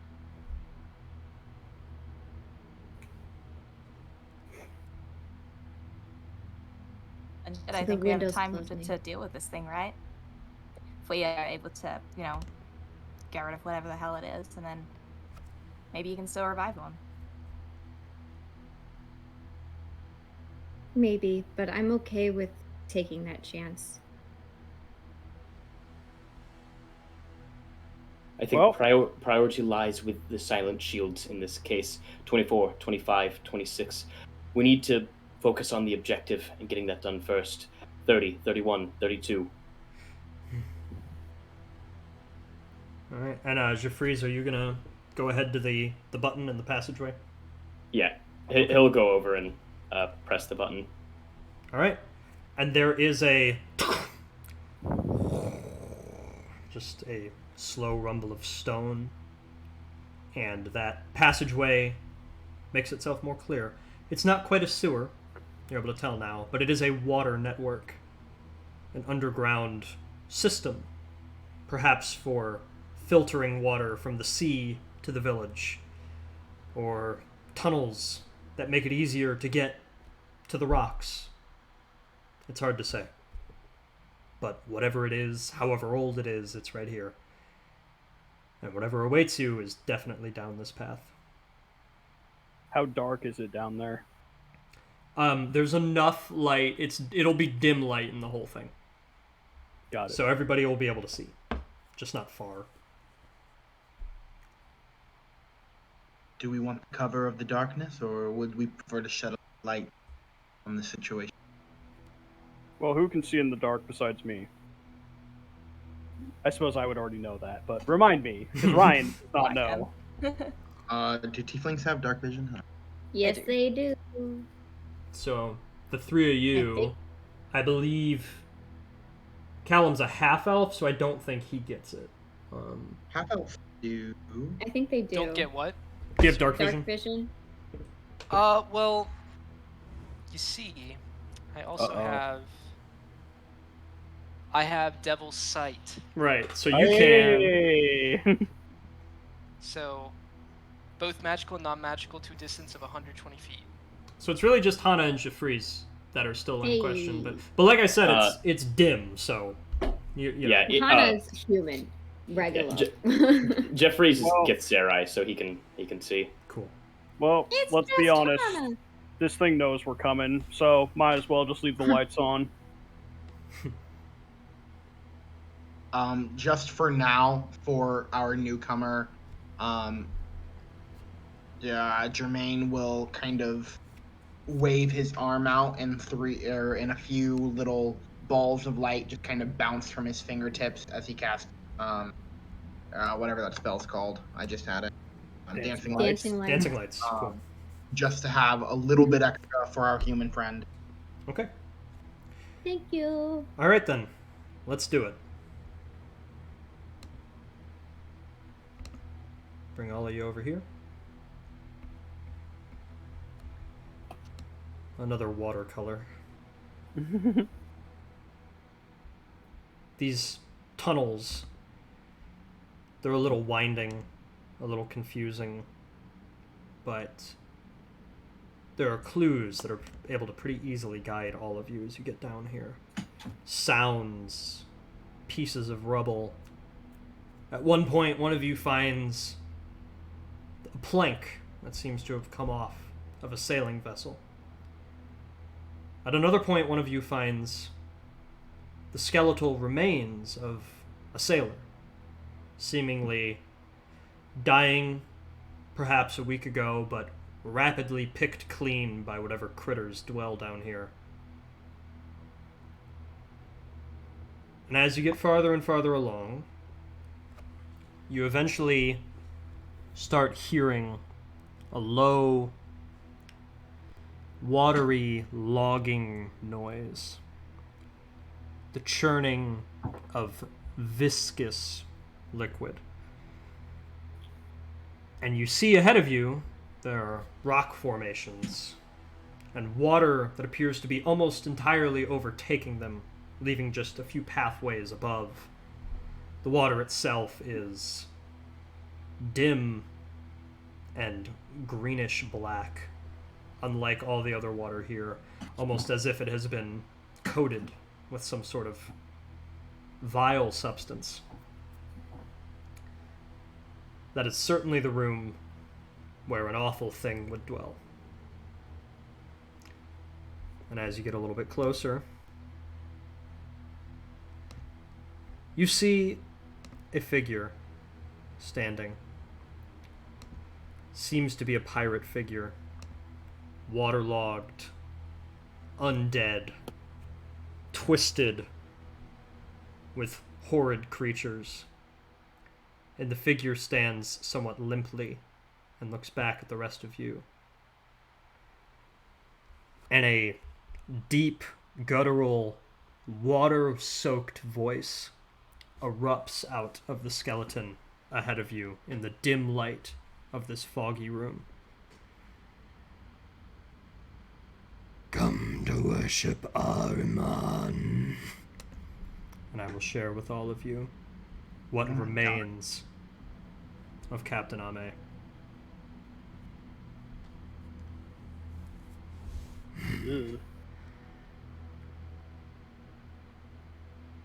This pirate thought that I was the captive. When she treads my waters, strolled my home. For 1,200 years I have lived. These waters, these streams were once mine, before the people of your sick nation moved here. And they will be mine again. Agents of the plains, you stand before the great Ahriman, and the village that will soon be his thrall. Come forward. And I would like everybody that drank, besides Callum. Callum, you just had a sip, you're okay. But I would like Jermaine, Yova, and Draenor to all roll a wisdom saving throw. Oh, it had to be wisdom, did it? Oh. For Jermaine, the DC is the lowest. For Draenor, it's a little higher. For Yova, it's the highest. I'm so glad I have wisdom as a dump. 19 for Fuck, Janor. okay, that just went straight off the table. Okay, let's just go through the dice here. Okay, 19 I'm for really Draenor. indomitable, because no thank you. Oh no. A strong 11 for Jermaine. Okay. And Yova? 5. A 5? With Indomitable? Oh dear! Oh my! It was like 3 and then a 7. Okay. So, Draenor, you feel from within your lungs start to crush like a balloon in the vacuum of space. You feel your mind starting to get taken, but you manage to muscle through it. You've already been touched by undeath in some ways. You're familiar enough with the feeling to push it all away. But Iova and Jermaine, you were not able to push this feeling away. And you feel it starting to grip onto you tighter and tighter. You feel your vision clouding, your thoughts getting taken. You feel as if a second conscious is rising in your head, and your own thoughts and personality are drifting backwards. You are now having a third-person out-of-body experience. You are watching what you are doing with almost no control. And in the very back corner of the room, you all see the shadowy creature that is Ahriman. Bluish-black, slimy body, tentacled with many teeth and 3 glowing red eyes. Lurch up like a massive water serpent in the back and watch all of you as his prey before he slinks back down into the murky water below. This is Ahriman. Oh. Oh my. Wow. When we return, we will be rolling initiative, and Jermaine and Yova, I will be telling you what to do until that changes. All right. Well, it's a good thing It's a that charm I- effect. Is it a charm effect? Let me check the rules lickety-splickety for you, just to be sure. Let's say yes. Because then I can just end that. Eventually. On my turn. Yeah. Eventually. Jermaine, On my why'd turn. you do On my that? turn. Yeah, it's a charm. Okay, that's fine then. It counts as a charm. 'Cause I got guarded mine, so yeah. All right. Be right Nice. back. Alrighty, That's thank you why everybody you for use tuning in so time far. word. Been a lot of fun. Whoopty boopity. Go ahead to the break screen. When we come back, we're going to be rolling initiative. I'll do the Joe noise because it's tradition.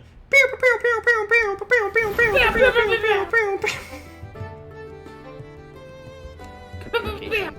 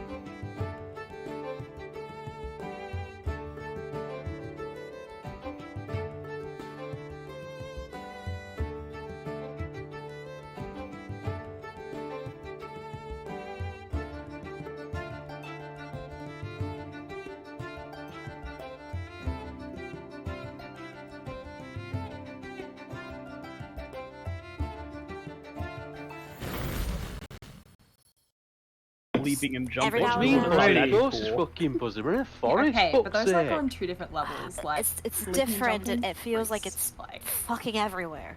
bad comparison. Beetle armor. My at you. favorite I don't spell think is so. Thunderbolt. I'd It's say- so badass.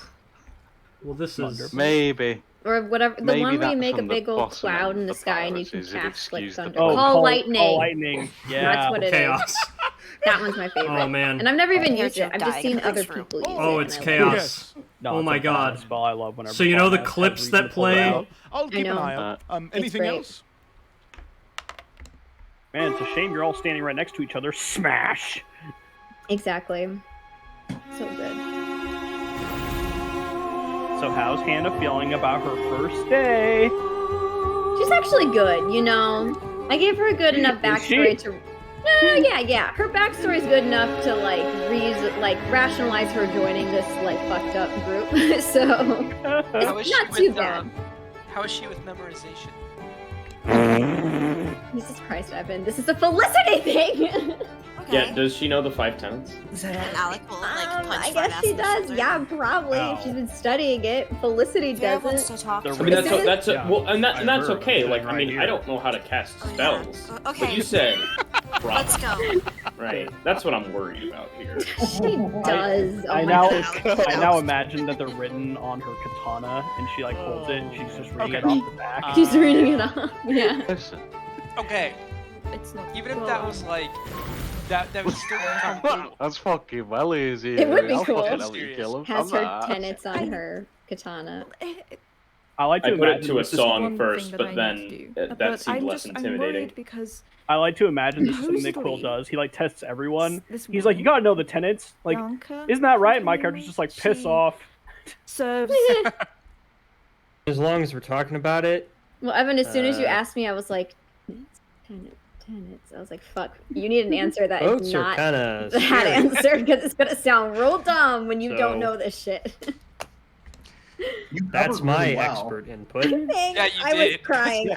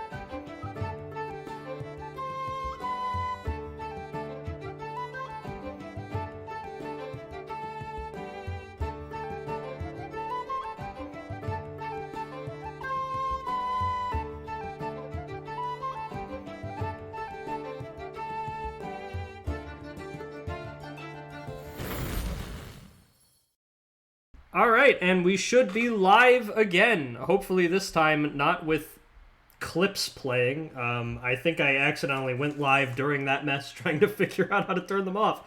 There's so many little things you don't get told. Snack check. I have some saltines right here. Mm-hmm. I have chocolate. I didn't get anything actually. My snack is water. Straight bourbon. Sick. All right. I am going to go ahead and move everybody to the combat layer right here. Can you see this? Yes. Nice! Really nice. Yay! We The did one it. thing I might put Fog of War on, and I didn't. Anyway, so... and can everybody just go ahead and click on your token and move it around a little bit just to make sure that's working? Oh, I moved everyone. Oh, Jesus! Oh my God! I'm not moving. Okay. Oh, All I right. moved everyone All right, too. all right, I'm all sorry. right, all right. Just everybody get back on the first platform, okay? That's all I we don't need. want to stand next to Jermaine. He's like it. possessed. I did it. Oh, my view's Hey, fast. don't Whenever be- anyone moves me with it. I don't like that. Was it just me? Jesus. I Okay, figured guys. it out. Guys. Stop. All right. Stop. Okay. Okay. God. So, We're done.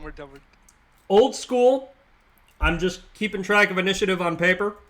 So sorry about that. But I couldn't figure out how to make that part of Foundry work during break, while I was also trying to figure out how to make clips stop. I am not the technophile here. So, I have Ahriman with a 17, and I have Lady Ame, or what is left of her, with a 10. What has everyone else got? 16 for Hana. 21. for Callum. 18 for Iova. Dirty Big 20. old natural 1 for Jermaine. Thank God. Okay, so we got, in that case then, that would be 21 for Jeffries, dirty 20 for Dranor, 19 for Callum, and then 17 for Ahriman. Did any, Yova, what did you Iova have? got an 18. 18. Right. 18. Yeah. Yova, Finally rolled well. and then Ahriman, 1, 2, 3, 4, and then Hana, 16. and then Ame, and then German. Okay. Pretty big drop off on initiative from all these like 20, 19, 18. You're an old man, you know. It's true. I'm slow. Okay. I got my dice. I got my crackers. Are we all set? Yeah.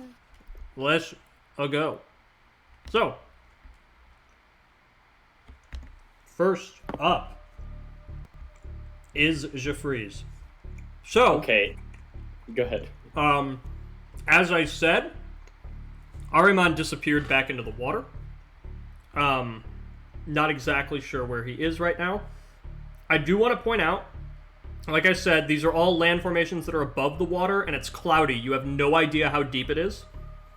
But you can see these little, like, spots of light. There's one there. There's one there. And there's one there. Spots of light in the water.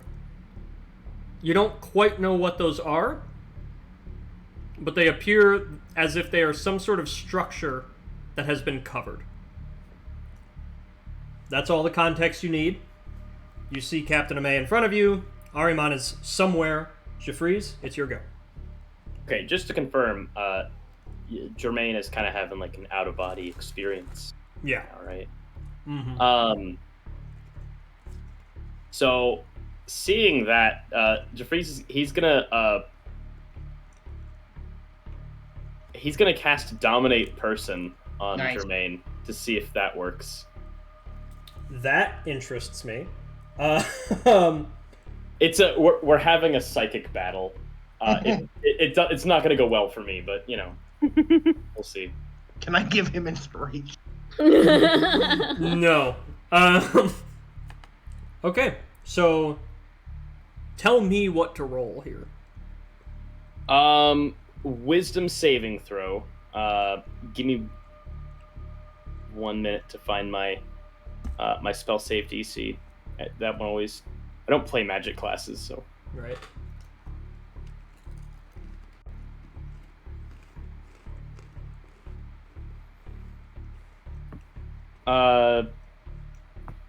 Should be a.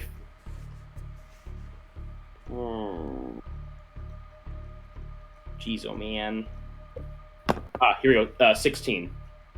All right. So wisdom save against a 16. Ahriman rolled a 17 Fucking balls. to maintain What? control. Damn. That would have been great.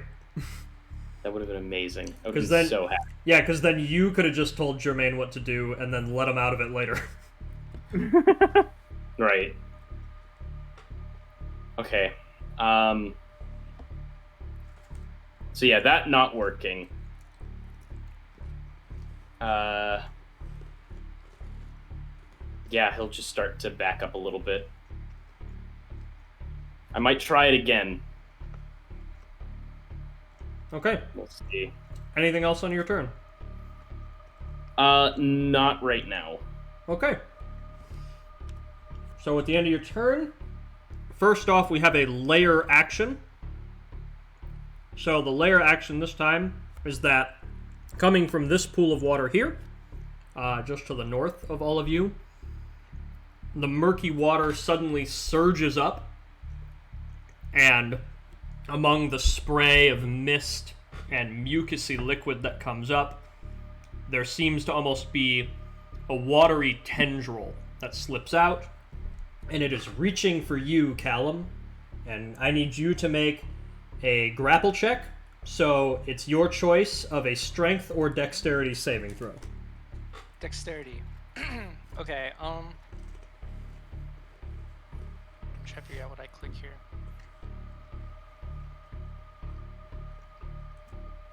Uh, 13. 13 will be a failure.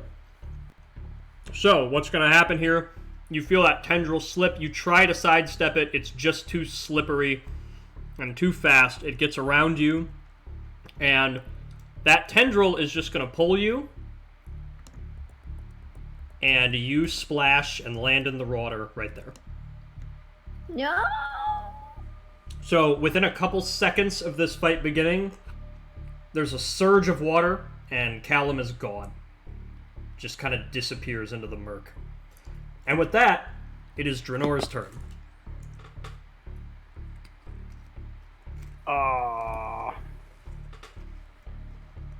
Gemma, I thought you got a 21. No, 18.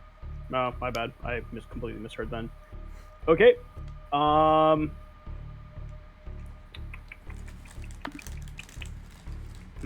What to do? So, I mean, I can tell that Jermaine... Like, I can tell, like, Jermaine... Sorry, is it Eova? Yeah. Yeah, like, I can kind of tell that they're not in control of themselves, right? Yeah. Okay.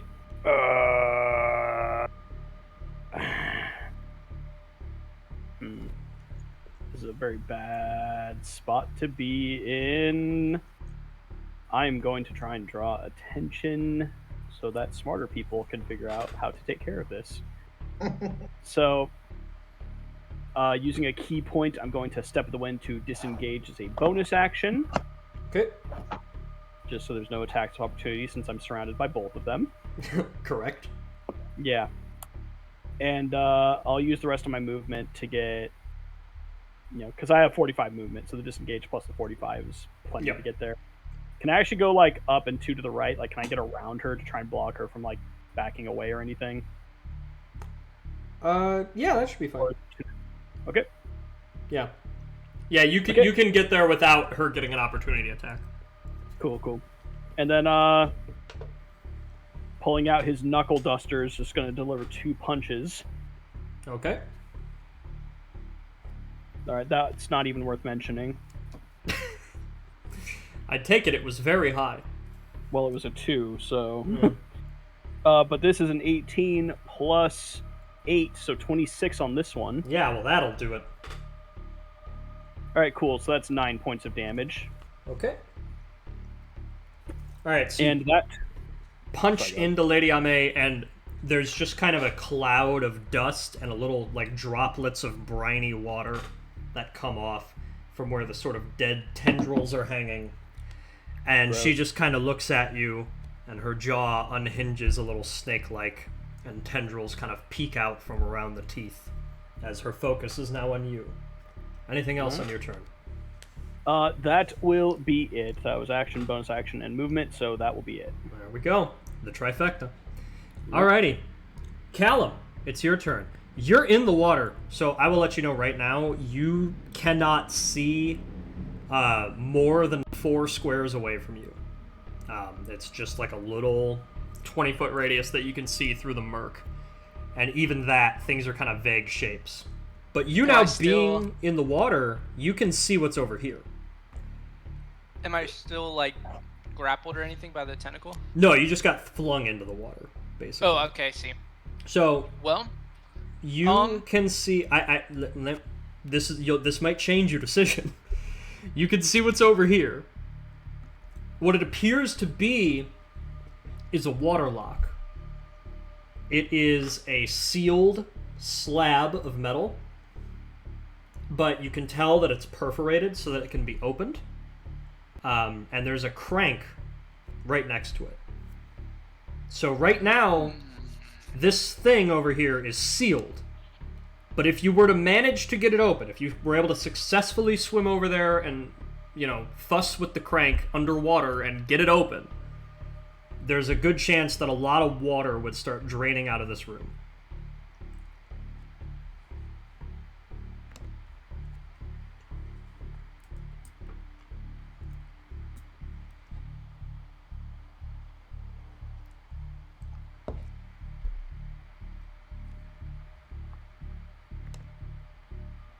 All right, how you feeling?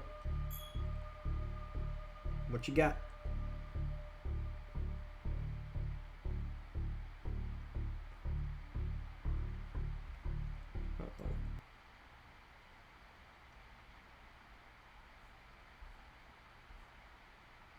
Oh no.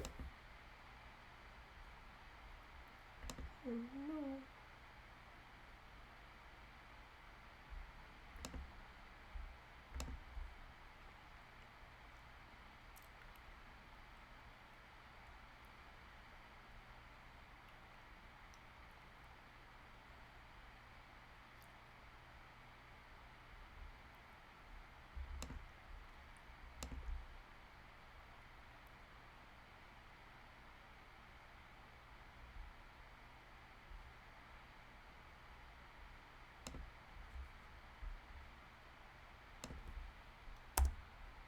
Weapon's a hand crossbow. And dude, it's gonna be awesome. I can't wait to use it. So it's really bad, and I don't like. I rolled them. I knew they were bad. I'm like, I gotta be honest about this. It's quite honest. It's 9 for strength, 20 for dexterity, Okay. 10 for constitution, Okay. 9 for intelligence, Oh my god. 16 for wisdom, Okay. and then Okay. 15 for charisma. Think we're back? Yay! Welcome back. Yeah. Oh, Felicity's gone. Yeah, internet outage on our street or something, I guess. Wonderful timing. Whew, okay. Well, Is the stream back to live? yeah, the stream is up and running. My Foundry is still taking a second to load, but I can interpret enough what needs to happen. So, Callum, I did not hear anything you would like to do. Good. Did you So, hear what I said about the grate? It's like a water lock. Okay, We can perfect. crank it and potentially get rid of it. So we Okay, must have cut out at the so- same time then. So go ahead. Okay, I'm back. Go ahead and tell me what you're gonna do. So I am going to swim. Let's think strategically here. I'm just gonna swim to here, Okay. and does this require any effort getting out of this water? It does. It's- It's very thick. So once you get to the edge, I'm gonna need you to make an athletics check to see if you can get up. Okay, I'll move him right here. Oh, an athletics check. Yeah. Oh my god. Yeah. Favorite. And keep in mind too, this is your swim speed, and just like climbing, unless you have a specific ability, it's basically difficult terrain. So Okay. Would 14 do it? 14 does it, yeah. Nice. So Okay, that pretty I'll much get up here. would have used most of your movement, I think. So it would have been 10, Yeah, because you were in this tile, right? Yeah, I was right there. Yeah, so that would be 10, and then 20, and then... Yeah, okay, so it's like 25. You got 5 feet left, or you've used 25, because you might have more, but... And you kind of just Dang it. Okay. drag yourself out, and you can all see, like... Normally, there's water droplets that come off of you when you get off in a pool of water. These are like water clumps. They're just like... Okay. So I'm going to tell everyone about the water locks in the water Okay. that I saw. Well, the one, because I don't know that there's other ones. Hmm. So it's over there. With the way this is laid out, this isn't a wall, right? I can see... You can Captain see over America that, still. yeah. Yeah, you can see over Okay. that. So what I am going to do is I am going to utilize my war magic. So I'm going to use the cantrip True Strike on the captain. And you point a finger at the target in range. Your magic grants you a brief insight to the target's defenses. On your next turn, you gain advantage on your first attack roll against the target. Okay. And because I have war magic, I can use a bonus action to go ahead and do an attack. Nice. So I'll pull out my hand crossbow and I'll go ahead and shoot it at him. All right. And let me roll to attack. How about wow, a 30 to hit? Too high. No, yeah, you're good. It's like my favorite joke. Jeez. Okay, so then that is 8 damage. Okay, another 8. Chipping away.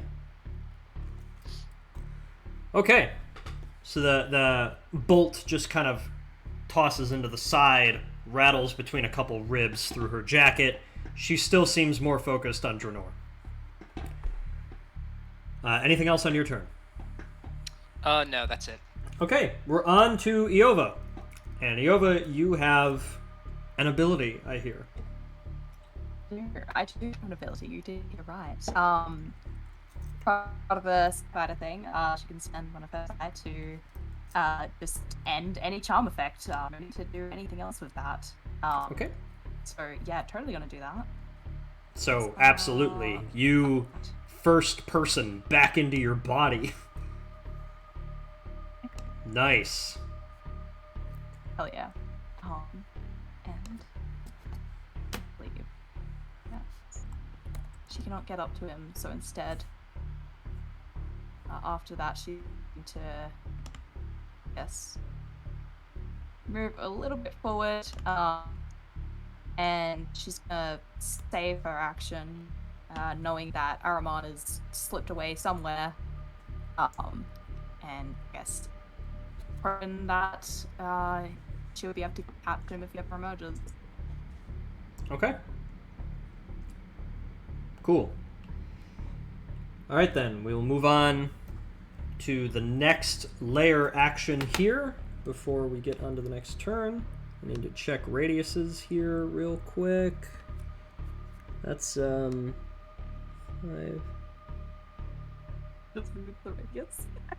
That's yeah, you're within 20 of her, right? Yeah. Yeah. Cool.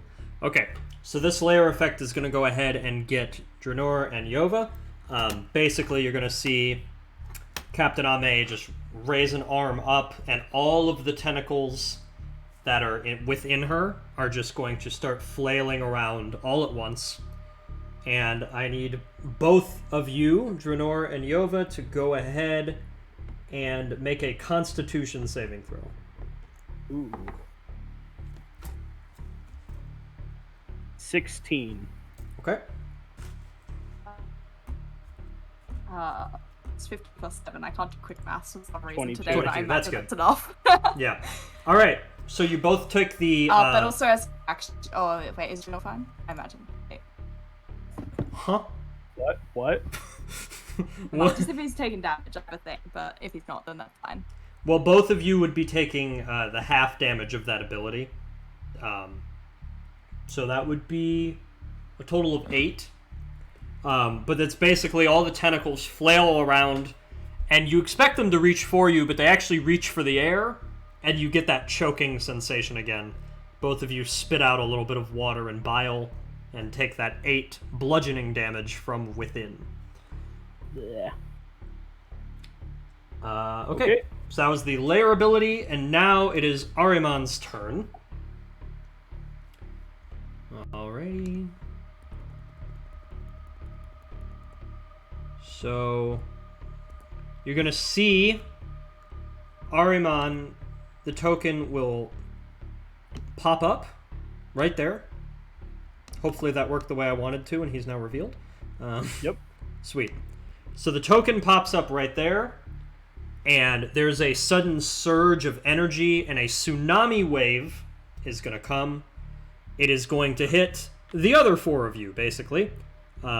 It is going to hit Callum, Jeffries, and Hana, and he's actually purposely going to curve it away from Germain so he doesn't break the enslavement. So, I need all 3 of you now to make con saves.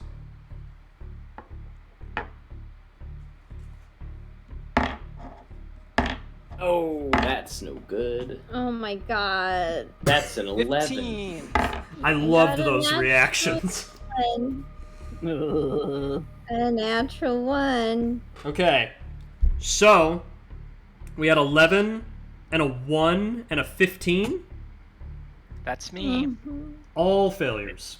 Whoa! Oh my God. What? So you all, from the wave that just comes crashing in, you will all be knocked prone, and you're all also going to be taking 28 bludgeoning damage from the thick, briny water that smacks all of you into the rock below. You all now are also soaking in it. That doesn't affect anything mechanically, it's just gross. How much is that again?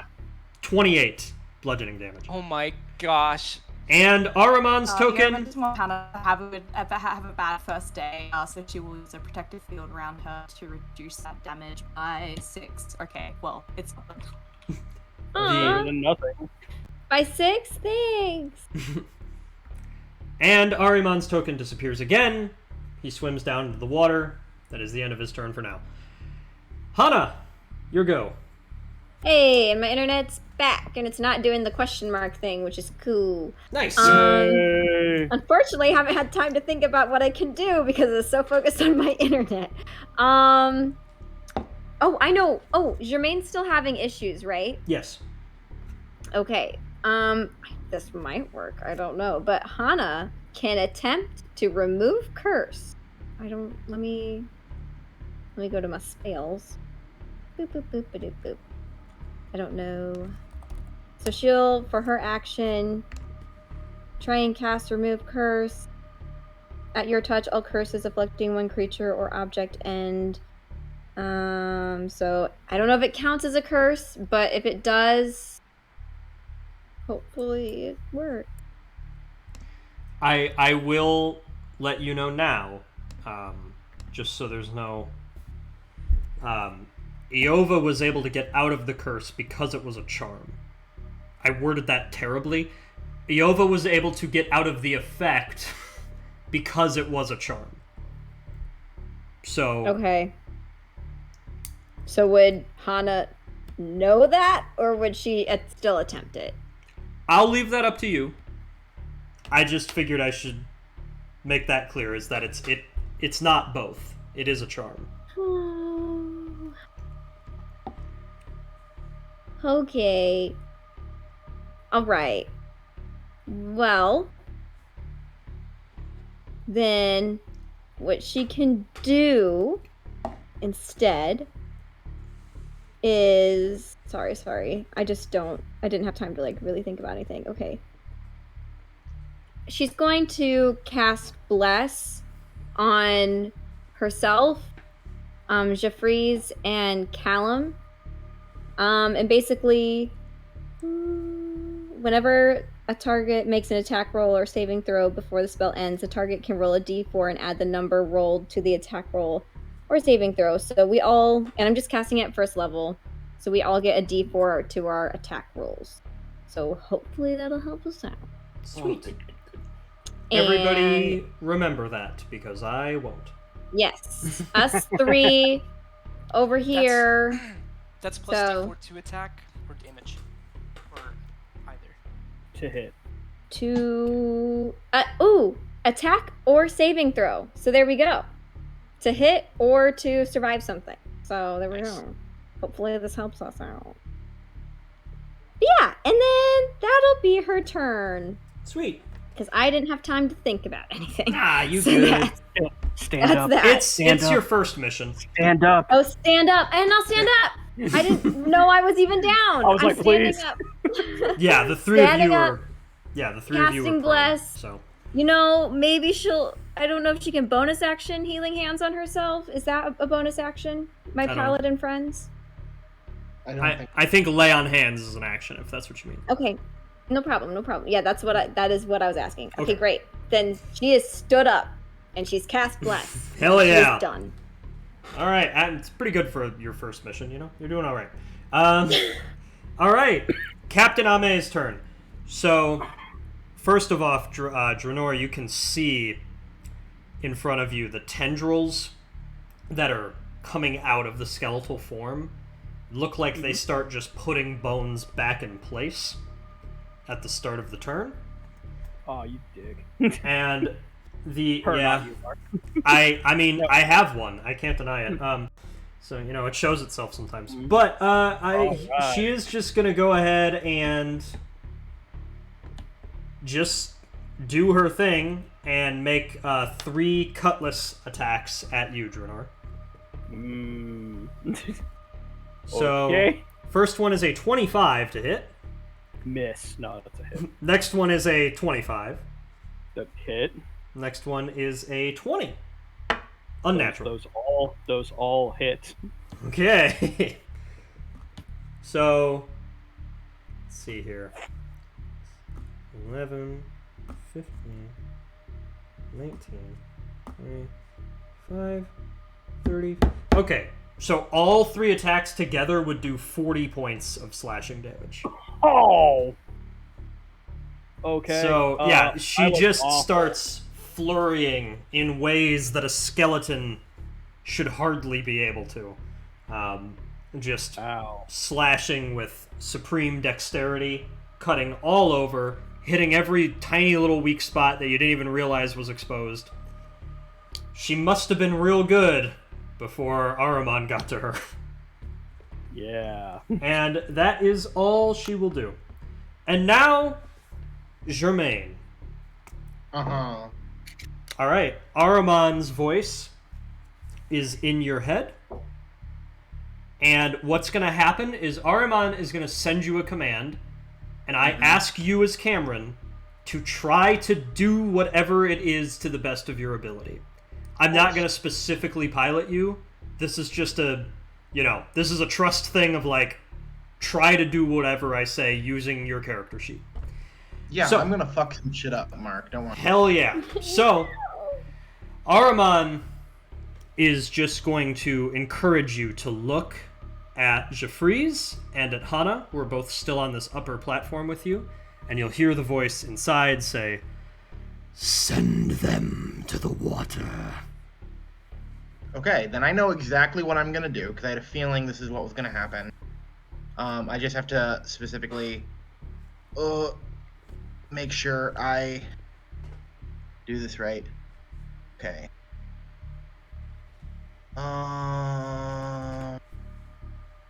Oh, what level is it? Spell. Okay, let me make sure this spell does what.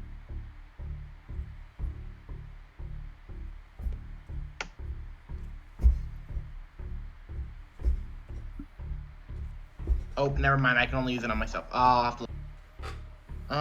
Sorry. That's some good news. I was gonna do Dimension Door, but you can only cast it on yourself. Right. Um. I think you can cast it on yourself and pull one person in, though, right? I think that's somewhere. I think they have to be willing though. Oh, yeah. That's true. Yeah. Which I assume they wouldn't. Not right now.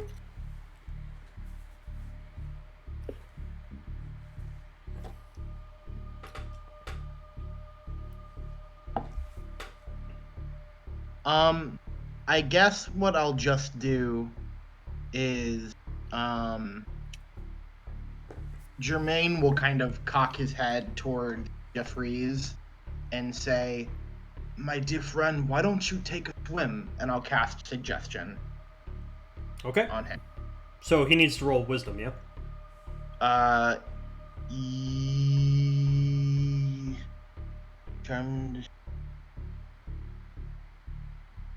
Yes. Wisdom? Okay, give me 1 second, I promise. Ominous. If it's a saving throw, you get a +4. You're welcome. It is. Okay. Indeed. Alright, then that is an 18. Barely. So yeah.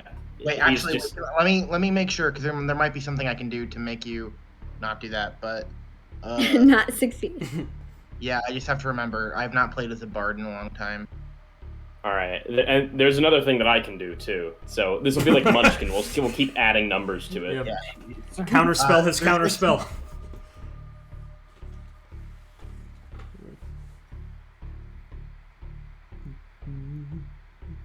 Okay, no, I can't do it to a saving throw. So no, you succeed. But I'll Yay. bonus action. I will, I guess, well, I don't know. Yeah, might as well. I'll bonus action inspire the pirate woman, who I don't remember the name of. Awesome. Okay, and what's your die? Is it D8? D10. D10. Thanks. Bank. Okay. All right. So she's inspired. The words that come out of you to inspire her are in deep speech, and they are not of your choosing. Okay. You have no idea what you just said, but you see like a shrunken, half chunked off octopus head inside her skeleton, like rattle with joy at whatever you just said. Ew. Ew. Yeah. All right. So we're back to the top of the initiative then with Jeffries, who has had quite the round. What are you doing? He's very offended by what Jermaine just said in deep speech, and he's gonna have they're gonna have a talk later. Doesn't know if that came. Well, they're gonna talk. Okay. I'll let you guys help me decide here, because I'm at a loss. I can try and dominate Jermaine again, but that'll be like Warlock. That'll be my last spell slot. I also have that Cone of Cold. Man, Well, it's such doing- a gamble, but it'd be so badass if you could actually mind control him. Yeah. Okay, we're doing that then. I think we got enough damage doers. I'm gonna try and dominate you again. Great. Dominate me, Connor.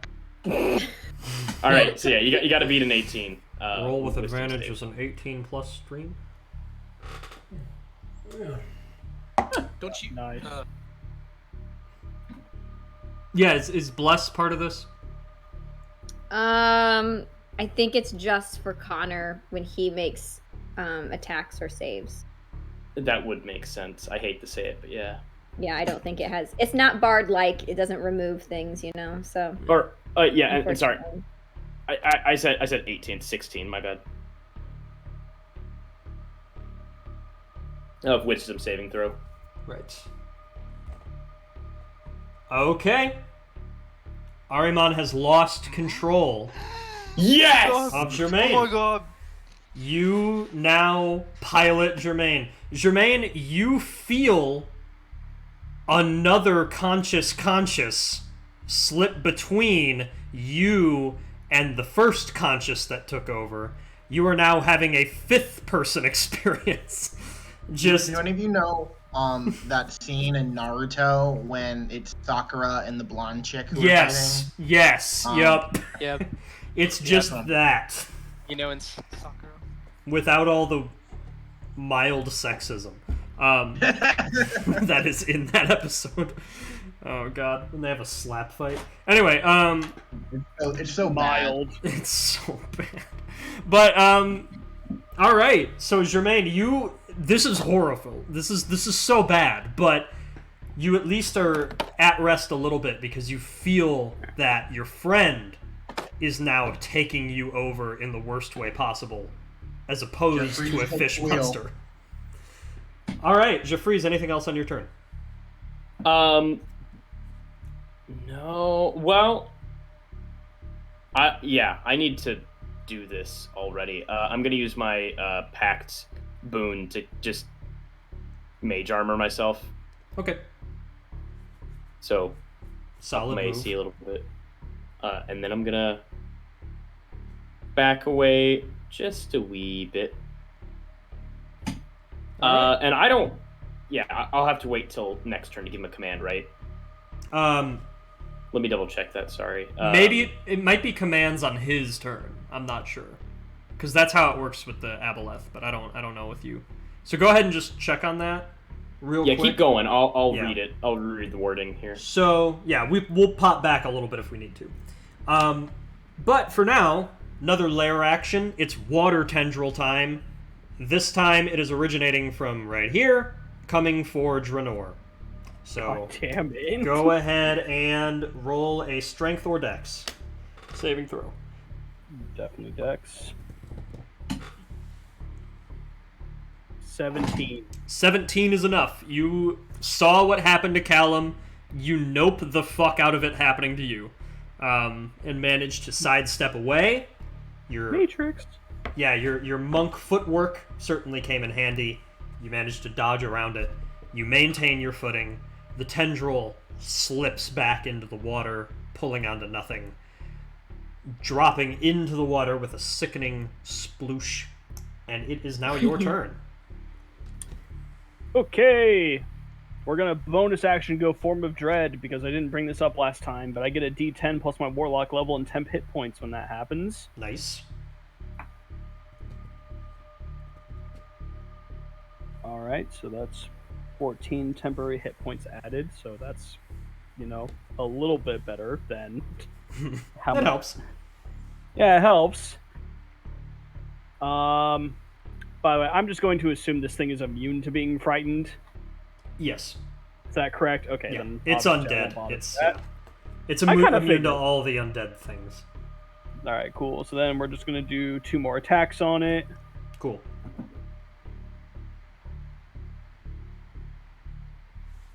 Alright, that's a 23 to hit. Mm-hmm. Okay, 9 damage. Second one. Sweet. And a flat 20 to hit. Definitely. And 7 points of damage. Okay. More damage done. You kind of knock shit back out of place that the tendrils tried to put there. Anything else on your turn? Could really use some backup! That's it. Which leads us to Callum. What you doing?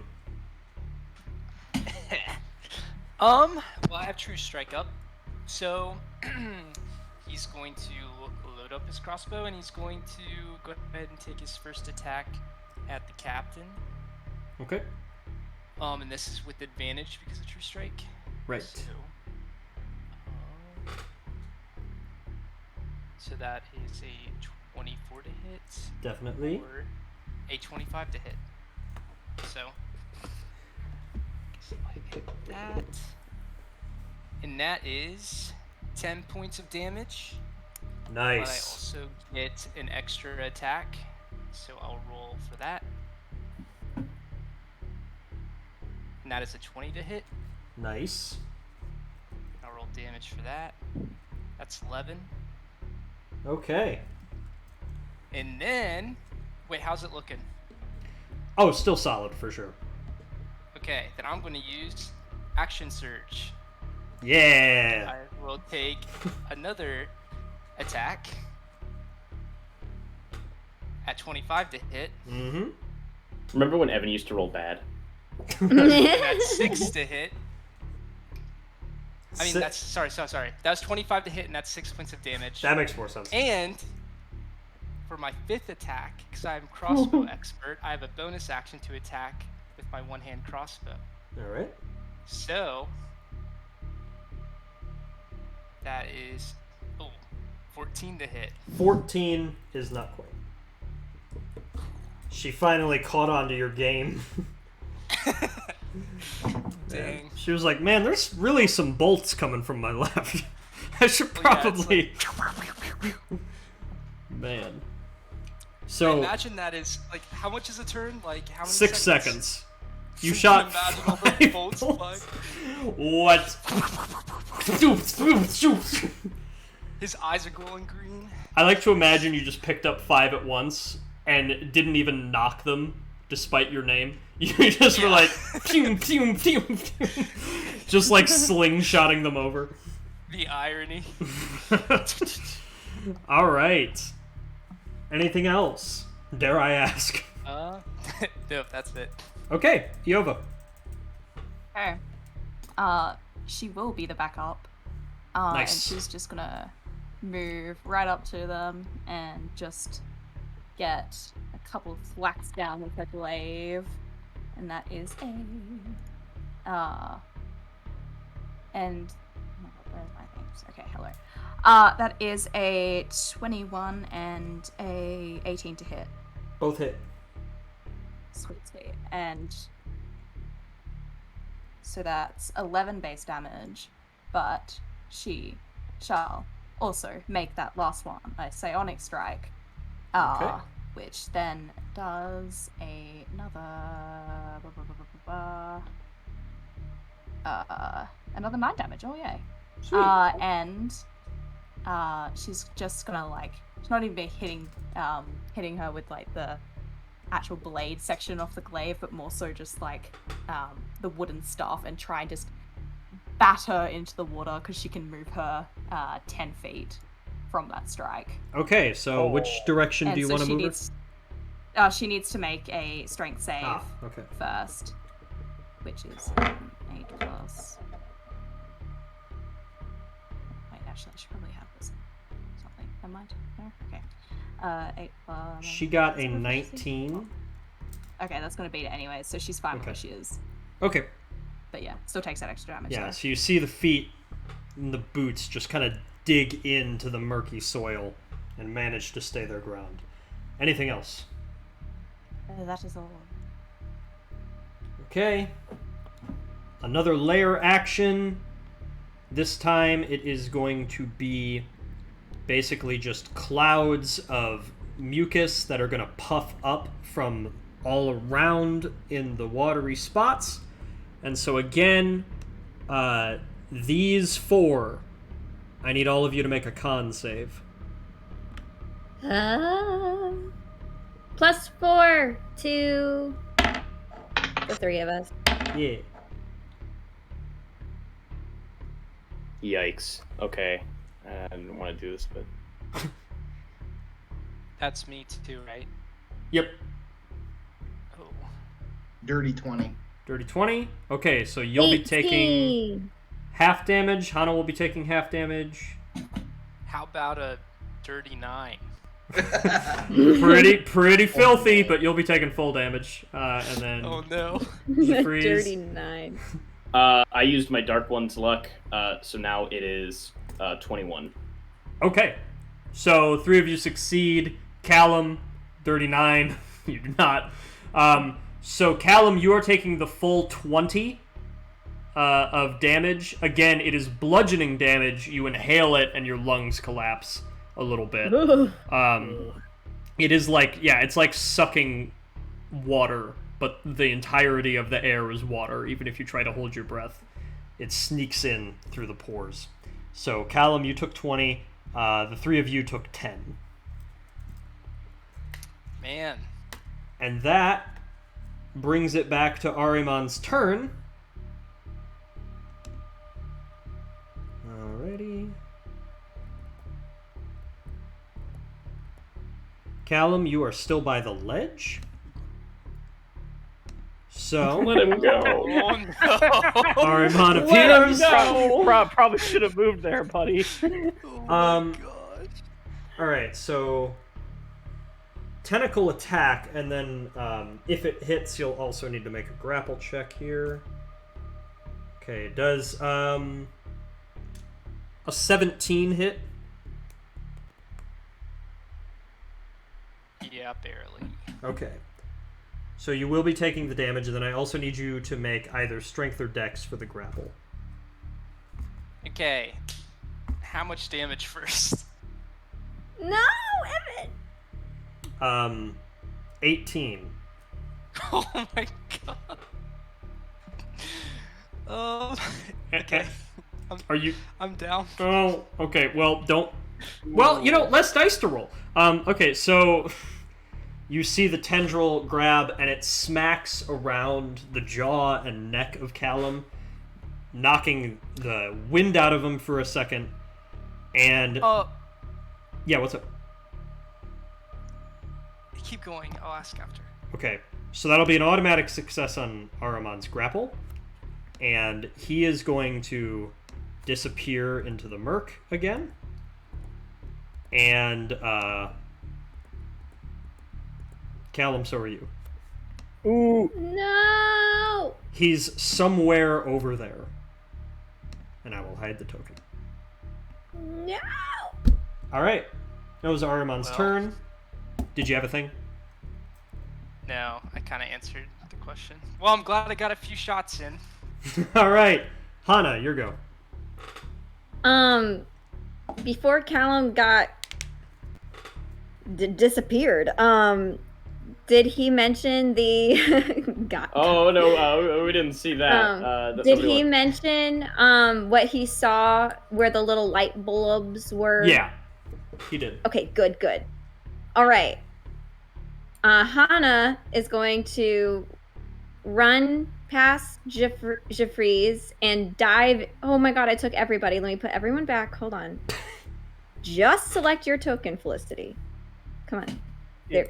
Selected. Okay. She's going to run and then dive into the water and swim over to Kiel.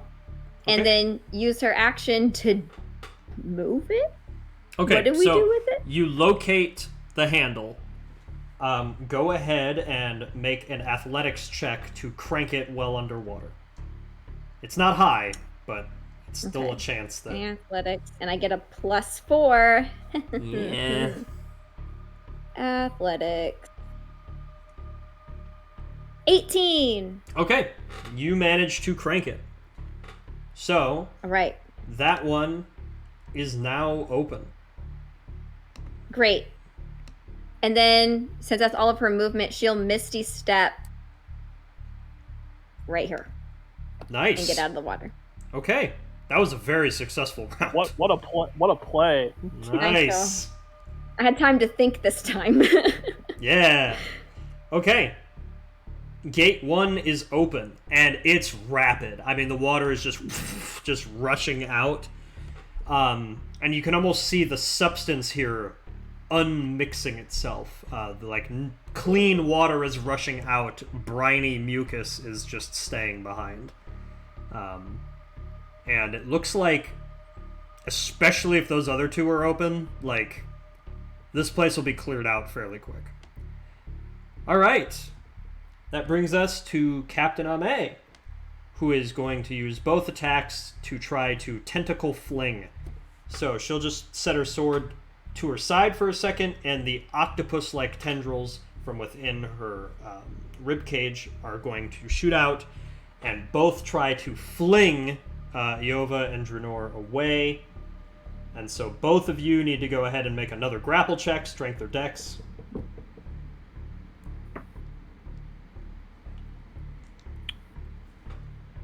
$17.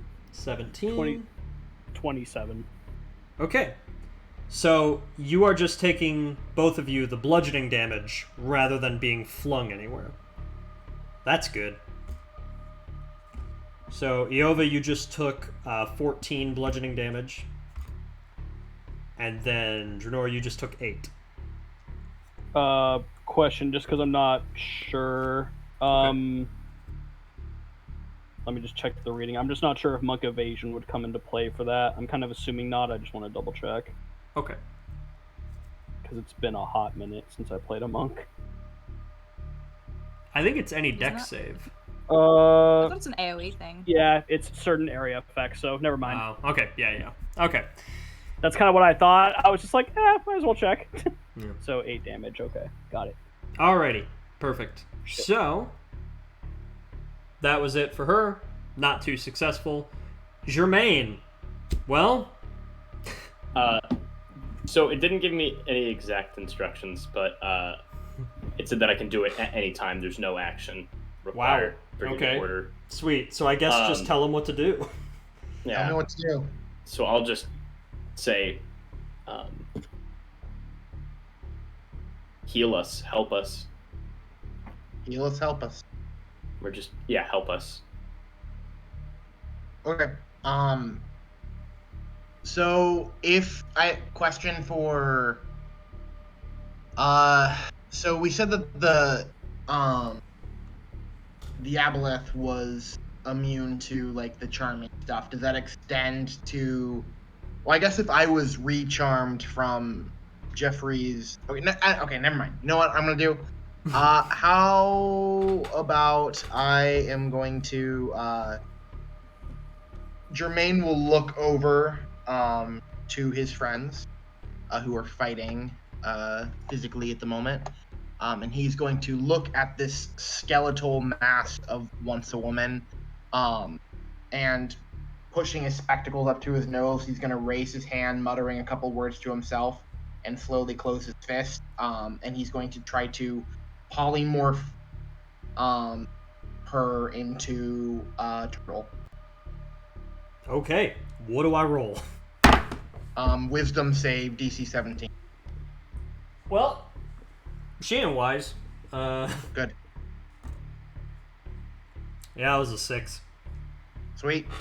So she Okay. turns into a turtle. Well, that's pretty sick. And then for my bonus action, I am going to give the inspiration to Aoba. And that'll be it. I'm gonna walk a little further inland too. Not a bad move. Alright. Right here. Cool. And now you have those little pillars too, that helps. Little stalagmites. Yeah. Alrighty. Top of the order again with Jeffries. What an eventful round 2. That one gate is open, water is still rushing. It's your move.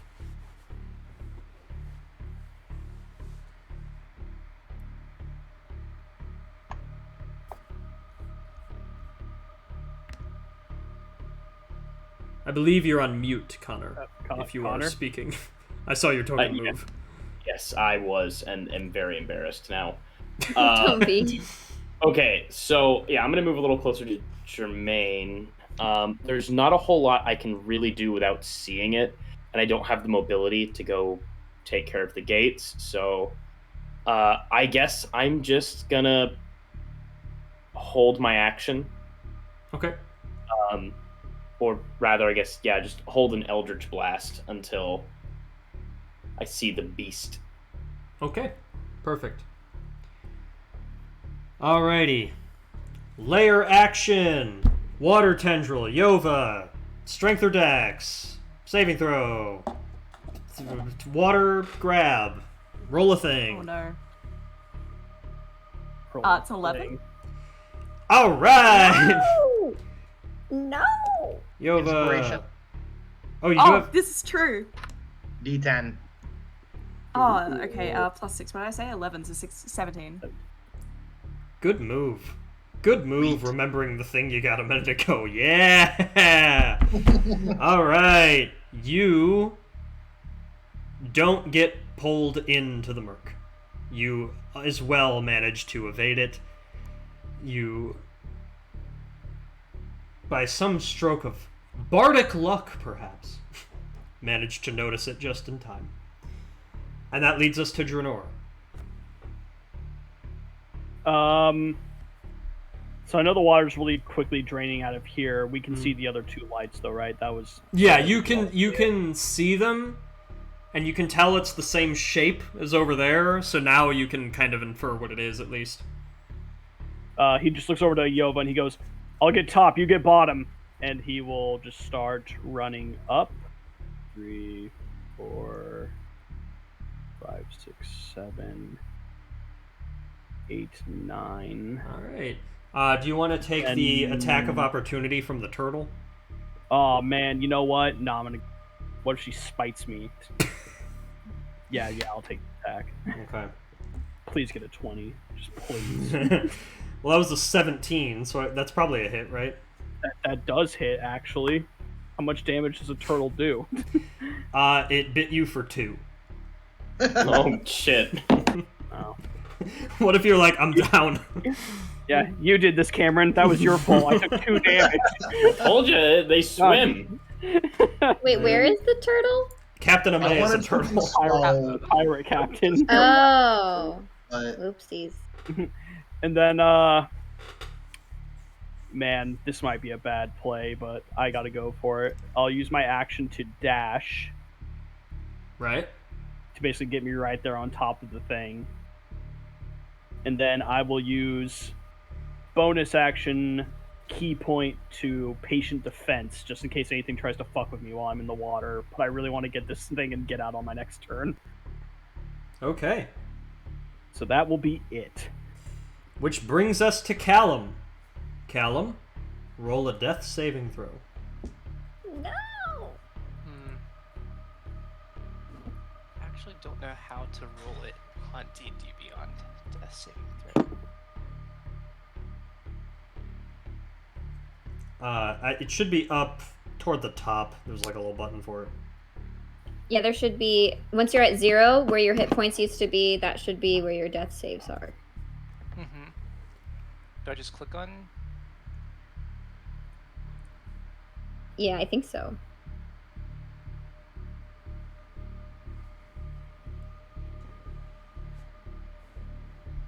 Or you can just roll a d20 and keep track yourself.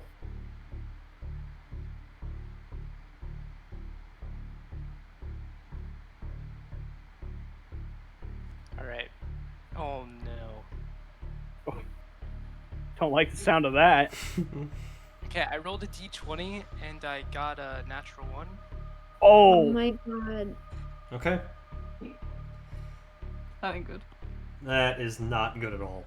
That is... Yep, that's 2 failures. Alright, and that'll be the end of your turn. You begin to not be able to process anything. All you are seeing is the murk. And Iova, it is your turn. There's a turtle before you. Okay. Can I Steal it. pick up the turtle with my free action? Reaction? Because interacting with an object, kinda, I guess. I mean, you're not reacting to anything. I think it would be a free action to pick up a turtle, but it's an enemy target. Yeah, free action. That's what I said. I mean, it's an enemy target, so it's gonna try to not get picked up. I mean, you know. but it wasted its reaction on me. It'll just not be an action is all I'm asking. I mean, That's what a turtle mark. do you just want to like put the turtle somewhere? Yeah, I just want to grab it. Like, I'm not putting it anywhere. I'll just grab it. I'm gonna roll That a makes it I'm gonna- easier. You can say no. I just want a turtle. No, I'm just rolling it.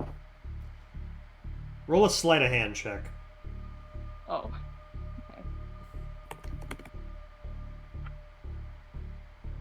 Okay. It's a 10.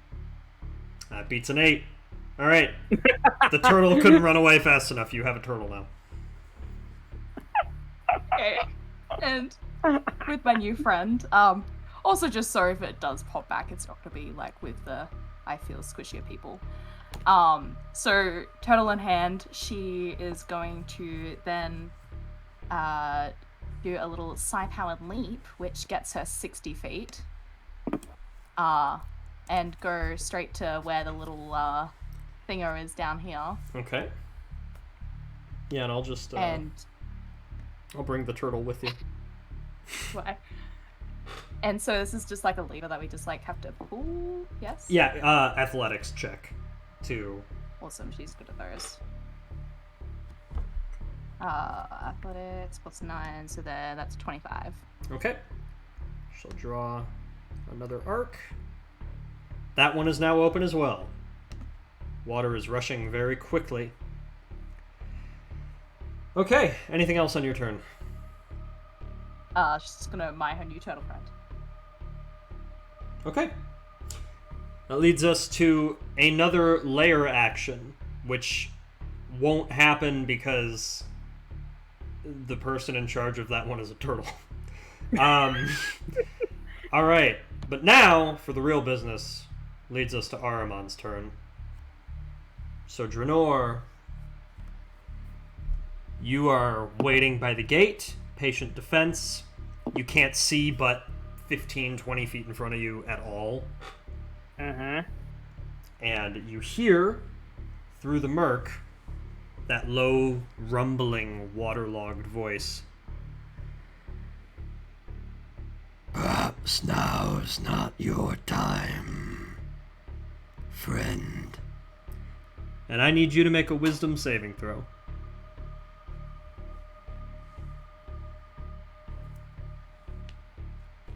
18.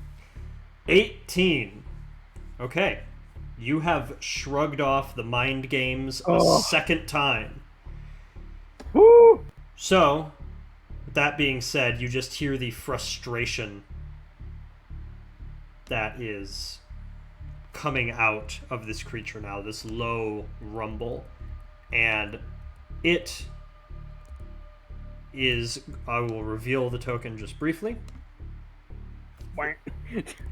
It is going to let out a rumble and open its mouth, and you see hundreds of pulsating worm teeth that are coming straight for you now, and it is going to try to swallow you whole. I'm going to roll an attack for that. At disadvantage. That is true. Why would you bring up worm teeth after I saw Dune, Mark? That's messed up. Everything is Dune. Everything is Dune. You should know this by now. So how does a 13 treat you? Miss. All right. So you just like swim underneath and just kind of get lost in the tide of force coming through. These waves push you, but you manage to kind of regain yourself. And by the time you dodge the hit and regain yourself, he's out of your sight again. I didn't happen to see Callum on him, did I? Nope. Shit. I'm sorry, Evan, I tried. It's okay. No, that like quietly. All right, Hana, your turn. Yeah. There's not a lot left that's available to do. Okay, so if Hana heals herself, with her healing hands. Hey, I just want to walk myself over there. Why can't I move my token? Hold on. Hello? Are you on the right tool, or are you on like measurement or one of the others? I'm on the pick tool. Pick Weird. me up. There we Oh, go. there you are. There we go. I think I have. Let me look at how many points of healing hands I have. I think that's going to be my action. I will look at how many points I heal because I just don't remember off the top of my head. Should be 50. Five times your level. Pretty sure. Okay, I'll probably put. Oh, it is. Okay. I think I'll put 20 in. And then I'm gonna look. I know it's murky water, and I know it's like useless, but like, is there a body bobbing around? Because bodies float. So, do I see Callum? No, you don't.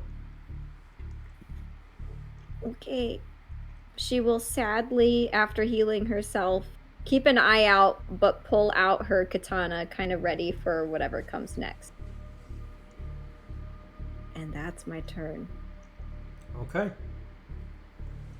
That leads us to Captain Ame. Is she able to make a save, Cameron?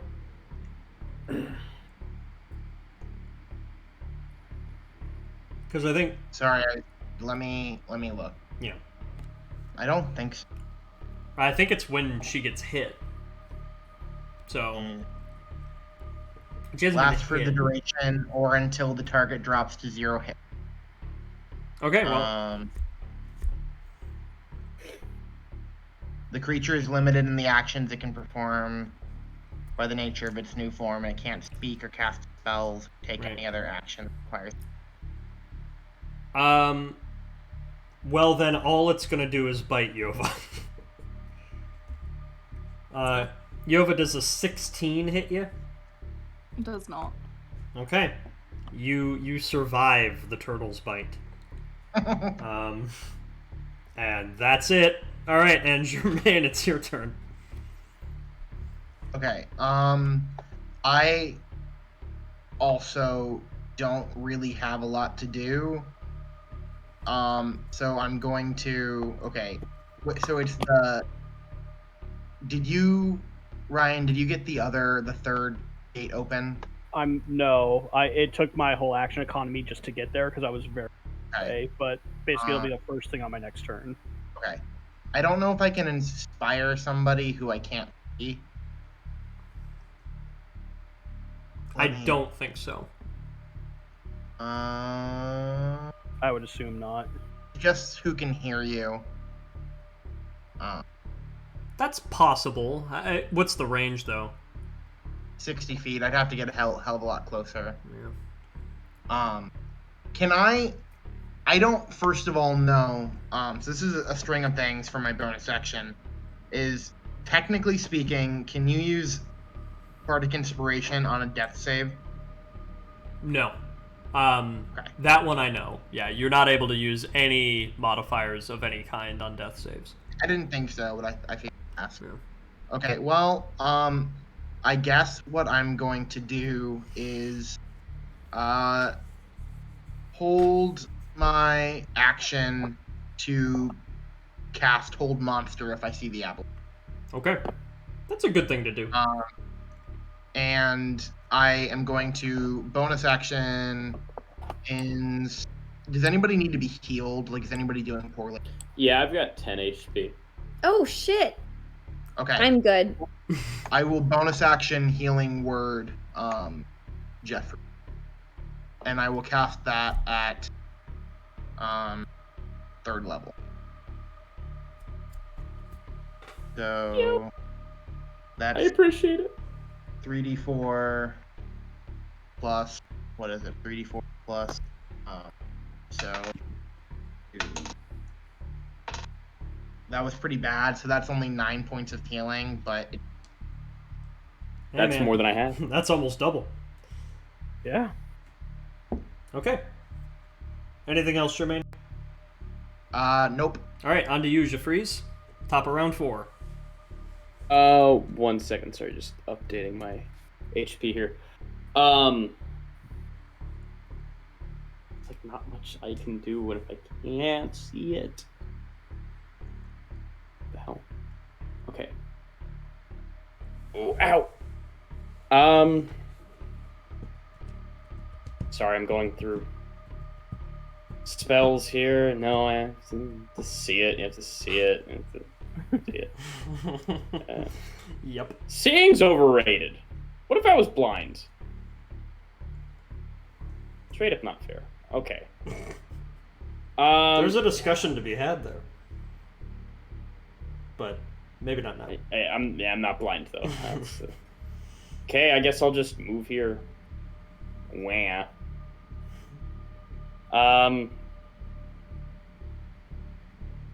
Same thing. I'll ready an Eldritch Blast just in case. But then I'm also going to, while I continue to dominate Jermaine's mind, I'm going to just use my old one telepathy to say, I know you can hear me. Get out.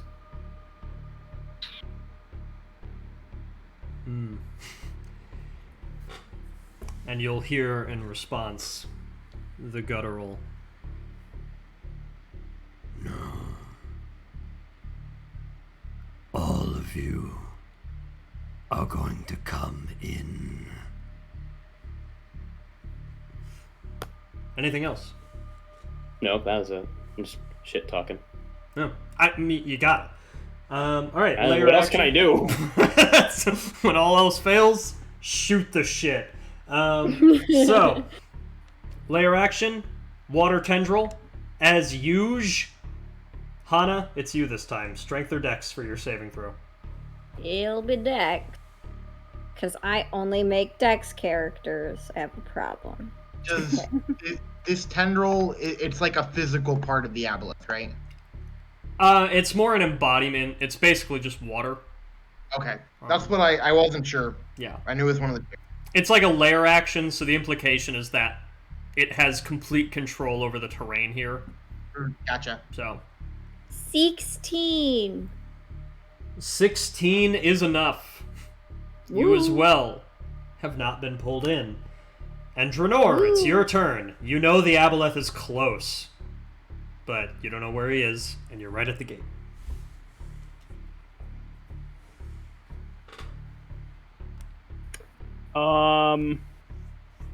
Well, we're gonna go for it, right? So, gonna try and open it. All right, athletics.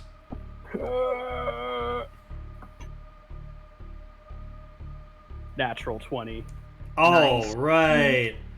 Ooh. Gates open. All three That's of a them are clutch open. moment to get in that 20. All right, so you've just fling it all the way open. Anything else on your turn? Yeah, I'm getting out of here. All right. And Okay, then, so- again, athletics to pull yourself out once you get to the ledge. Where'd my dice go? Oh, there it is. 16. All right, you're good. Okay, so it was 5, 10 to move to this square. Is it Mhm. 10 more feet to move up, or is it just 5? It's just 5 once you get up. So Okay, that'll so be 15. 15 there. So I have 30 more feet of movement. I don't know where to go. I'm just gonna go right. Oh, I'm still on the measurement. I'm just gonna go right here because it's pretty kind of dead center. The bomb that I have.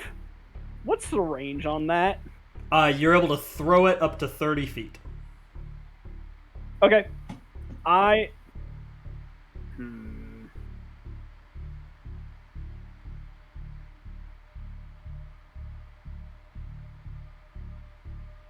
Yeah.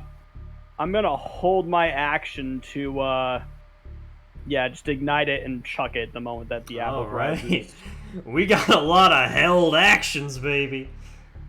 Well, I mean, what else can you do when you can't see it, right? Shit talk. All right, so I don't want it to hit me. so that was action, bonus action, movement there. So Yep. we'll go on to Callum. You're still technically kicking. So Evan, go ahead and give me another death saving throw. Okay. I'm giving you theoretical inspiration. Oh my word. You're the meaning in my life. You're the theoretical inspiration. Evan, I heard sad noises. Did you say 13? 13. Okay. You have succeeded 1 and failed 2. You are still alive. You Somewhere. have a you have a flash of consciousness. Just kind of, you know, like in movies when somebody gets hit by a car and it's like scene black, scene black. You have just this momentary lapse, and you just feel yourself getting dragged by the ankle by one of the back tendrils. You're being taken somewhere. I hate that. Iova, it is your turn, and you are still in the water, and you still have former pirate captain Ame, then undead pirate captain of Ahriman, now Eternal. She's keeping the turtle and gonna make her way up onto this ledge. Right, so athletics check. And so getting up, is that extra movement to actually get up the ledge, or is it still counting as just 15? So that would be 10 to swim, and then 15. So it would be 20 to get where you are right there. Okay, and that's that is a 22. Okay, you're good. athletics. So yeah, you pull yourself up. Um, The water gloops off of you. She's only then got 20 more movements. I guess she was just 10 more movement. So yeah, just I guess try and make a little bit further back to the group. Okay. And you still have a turtle? Actually, fuck it, she'll dash. Okay. And just get into the center here. There's your turtle. UI. All right. Anything else? Nothing else. That is all. Okay, there goes that layer action. Alrighty. Here we go. So, all of you see you're all waiting, all ready to do something. You see Ahriman rise from the water. You see first thing he does is just let go of Callum and drop his limp body right there. Just leaving him there like it's not of interest anymore. And as he rises, there's going to be another tsunami attack that is going to hit everybody. But first, you have all your readied attacks. So, what order do we want to go in? Let's go in closest to farthest. So, Draenor, you had your bomb. Does he just make a saving throw on that, I assume? Yeah, that would just be Dex for him, and he'll take half on a success, which he succeeded with a 25. Let's try hard. So you roll 3d10. Okay. Okay, it was only 17, so half, that's 8. 8. Alright. So 8 damage from that bomb. As he kind of works around it and avoids most of the rough shrapnel and gunpowder. And then, Iova, did you hold an action? Or no, you dashed, right? Not dashed, yeah. Yeah. Okay, so then we'll go Jeffries. You held Eldritch Blast. Okay, that is going to be a 16 to hit. That is just barely a miss. Ooh, damn. Okay. I don't still have that inspiration, do I? No, I used that. Yeah, I think you did.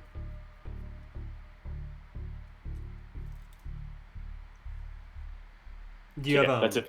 Okay. Hmm? And then Germaine, you had something readied? Yeah, I was holding hold monster. Okay. So that's wisdom save? Yep. Okay. He is very good at those. I'll warn you now.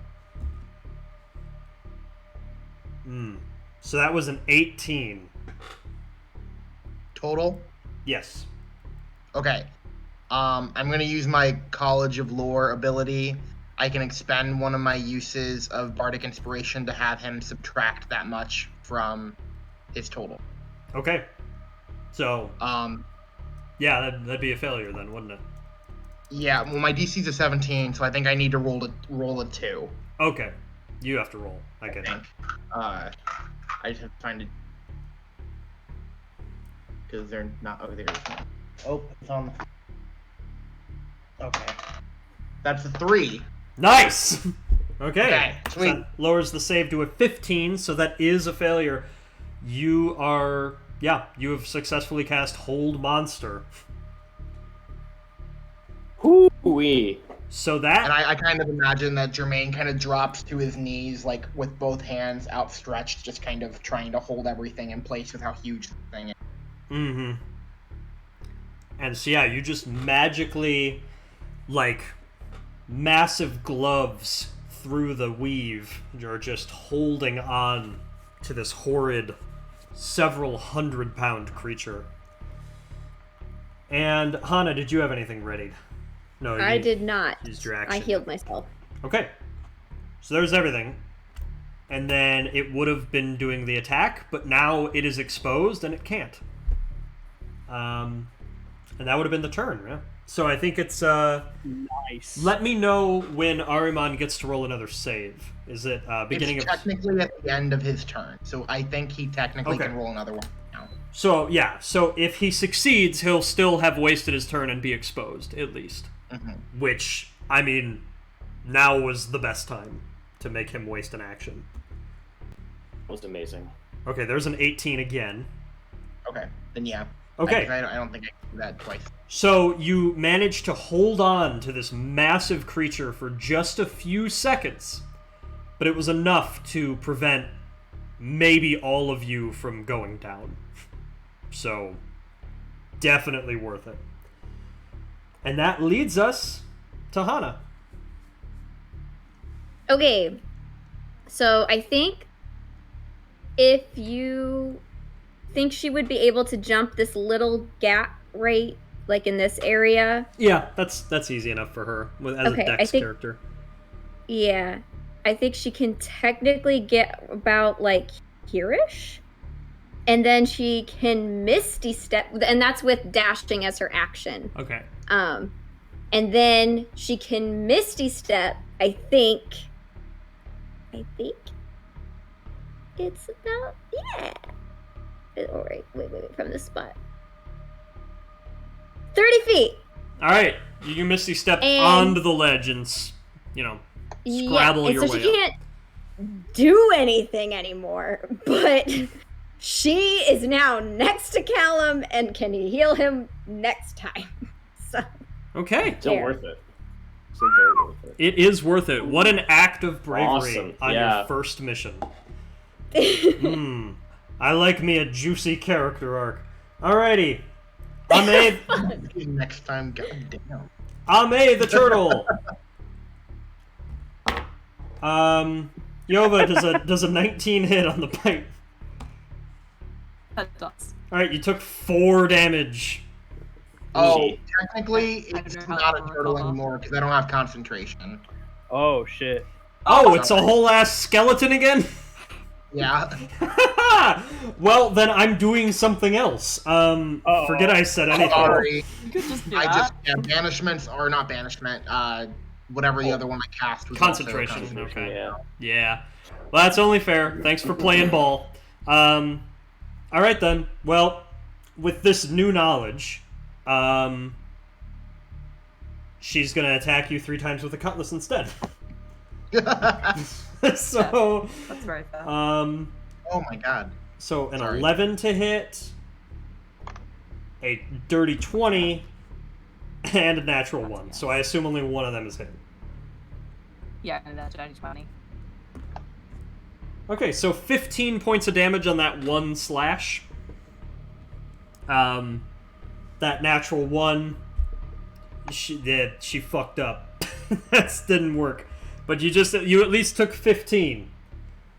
And that is all that Pirate Captain Ame can do right now.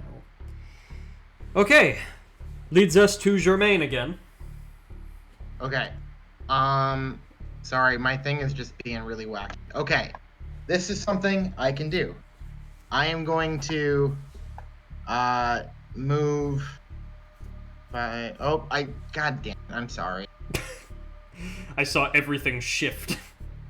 We all went one to the left, I think. Okay. Yeah. Slide to the left. Crisscross! 30 to get there. Okay. And I should be able to. Keyword should, if my distance works out. Nobody else is down, right? Nope. Correct. Okay. So he gets here, and he's going to say, "Not to take your thunder on your very first mission, Hana, but let me take this one." And then he's going to say, "Callum-san, please stand up." And I'm going to cast Healing Word on Callum to get him not dead. All right. And I'll count Good to goal. Second level. So that is 2, 6, 10 points of healing. Nice. All right, Callum, you're up to 10 HP. I am going to use my action to cast one of the only damage-dealing things that I am capable of doing, which is Synaptic Static. Nice. At 5th level. So, again, pushing his spectacles up, and this time reaching out, he closes his eyes, and with his hand just kind of fingers all spread apart, he starts muttering some words, kind of some old poetry and like the words of the first King Omen as he was, dueling some famous monster that was reported. and using that, he will cast a spell, and this kind of internal explosion of energy around. So it's a intelligence save, DC 7. Okay, that was a 15, so that was a failure. Okay, that's a failure. So it takes 8d6 psychic damage. Woo! Nice. So bear with me while I roll 8d6.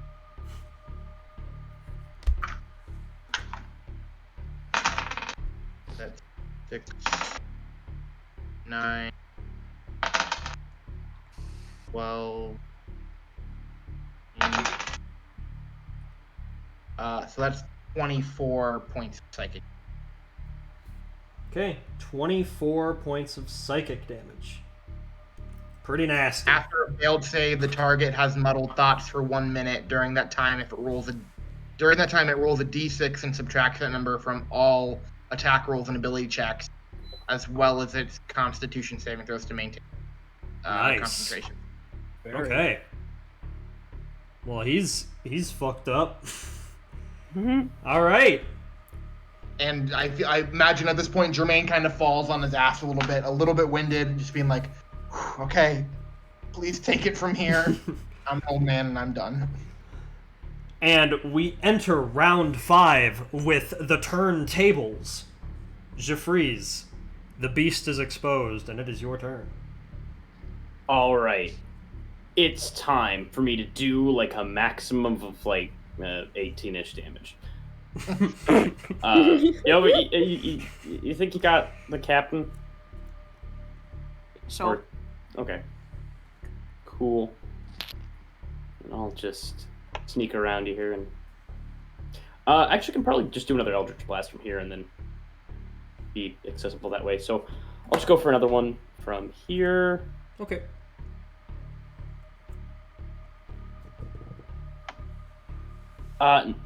Damn it, that's another 16. Oh. Well, yeah. Well, that's it. Okay. Then, on to the next layer action. Alright, Hana, go ahead and roll the dex save again. Okay. Ooh, 22. Alright, you're still good. Woo!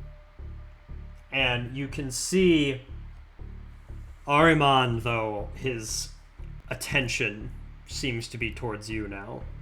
And you can see in the 3 red eyes that glow vertically on his front, there's a little bit of a muddled quality to them now. They seem to be, the beams are kind of headed in different directions. They're just, it's not as together as before. In a way, it's relieving. In another way, it's terrifying. This creature has been calculated this whole time, and now it's probably just going to let loose. Dranor, your turn. All right, so seeing we have an opportunity, knowing that the Aboleth is kind of like behind all this stuff, Dranor wants to make an opportunity. So he is going to run over here, and then he's basically going to jump like right at the Aboleth. All right. And he is going to launch his first 2 attacks. Okay, that's the definite miss. Okay, that's a 19. 19 is a hit. Okay, max damage. That's 10 points of damage. Sweet. Stunning strike. Okay, what do I roll? It's a con saving throw. All right, so I subtract a d6 then. And do you want to? Is that right, Connor? You play Monks more. I think it's con. It is con saving throw. Yes. Yes. Okay then. So I go ahead and I'm going to subtract 2. Just rolled a 2 on that. That's Okay. 14. Adds back up to 18 on the save. Okay, so it passed. Okay. I'm gonna flurry of blows Alrighty. for 2 more attacks. It's a 23 to hit. Yep. 8 points of damage. Sweet. Stunning strike. I will try again. It's probably gonna. Oh, but -6 this time. Oh shit. So that's a 16. What's that looking at? He still passes. Ah. God damn it. This was such a good plan. Now I'm fucked. Okay, hey, on the last hit. Natural 20. Well, that's something. There you go. Okay. Let's go ahead and do it how Joe does. We'll max out damage on one die and roll another. Yep, so 15 points of damage. Sweet. Last point of key. Stunning strike. Stunning strike. Oh, Come on. Oh, right. Oh, this might be it. I'm gonna roll the d6. Oh yes, baby. That was a 10. That was a 10. 10 total? Yes. It's stunned until the end of my next turn. Ha! The great So- Ahriman is now a fish out of water. Okay, so. And then, right as I can see that it's taking effect, Dranor just looks around at everyone. He just yells, "Fuck him up!" Amazing. Loving the energy. Callum, you're up, and you are It's been a prone. rough fight. So, you have 10 HP, you are prone, you do not need to roll a death save, you can actually do a thing. What would you like to do? Well, okay. Okay, I'm gonna do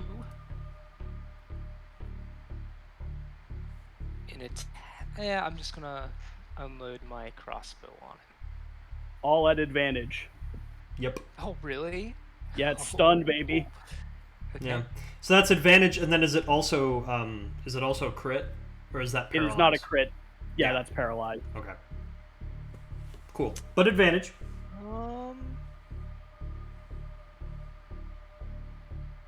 Okay. Let's do it to hit. 22 to hit. Yep. 22 to hit. Okay. So that's my first attack. And that is 8 damage. Cool. Chipping away. And then Ahriman's not looking great. Then I'll do an extra attack. Which is still with advantage, right? Yep. Yep. They'll all be. Oh shoot. 12 to hit. With advantage. Oof. Oh Oof. man. Well, It a happens. 12 is still a miss. Okay. Well, they were both 12, so. Oh. User error. Hey, that's Damn. fine because of crossbow expert. I get a third shot here. Cool. That is a 15 or a 22, 22 hits. and that is 10 points of damage. Okay. Ahriman is very hurt. We're getting there. Anything else, Callum? No. All right. Yova, you versus turtle pirate skeleton octopus lady. Yes, indeed. How's she looking, by the way? Is she still pretty good? Honestly, yeah. She's still not too battered. The focus definitely shifted away from her once she was a turtle. So, she's honestly doing okay. Yeah, sorry, that was kind of a band-aid solution there. I mean, but it was needed. For sure. That's A-okay. So I'm gonna just stalk her with my blade now that she's not as fun not being a turtle anymore. Yeah. That's a 13 and a 9. 13 and a 9, neither hit. 19 hits. Okay. So then that is die. It's an 8 on that, and then action surge. Okay. And go again for a and that one, that's gross. And an 18. 18 hits. Okay, and then that's another 9. And once again, gonna make it into a psionic strike. Okay.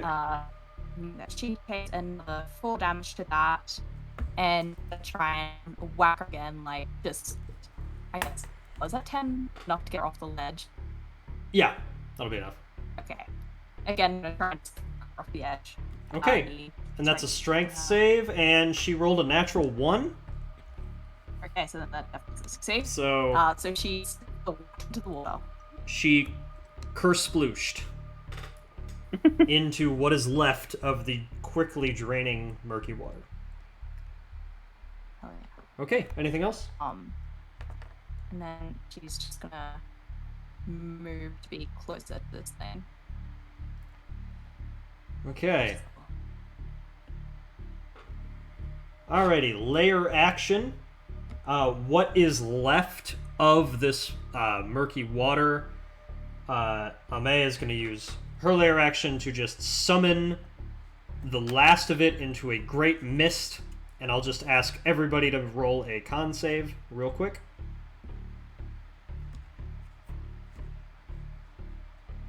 Today's not my day. Ooh, not mine either. 16. Okay. 19. Both 9. successes. There's a fail. 11. There's a fail. 4. That's a fail. I got a natural 20. Nice! Yay! Okay, so Iova, Callum, Dranor, 10 damage. The rest of you, 20 damage. I'm down again. Damn it. Yeah. I mean, hey, at least it's not your turn. You just immediately roll a death save again. That would be real Get up bad. from death. Shoot him 3 times. Back to Okay, death. so Callum's down. What about everybody else? I'm barely. Was it 20 damage for anyone who failed? Yes, 20. Okay. I've got a couple hit points left. Yeah, I'm good. Okay. I can rub my hit points together. Now here's the real kicker. Ahriman's turn is gone. So, Yep.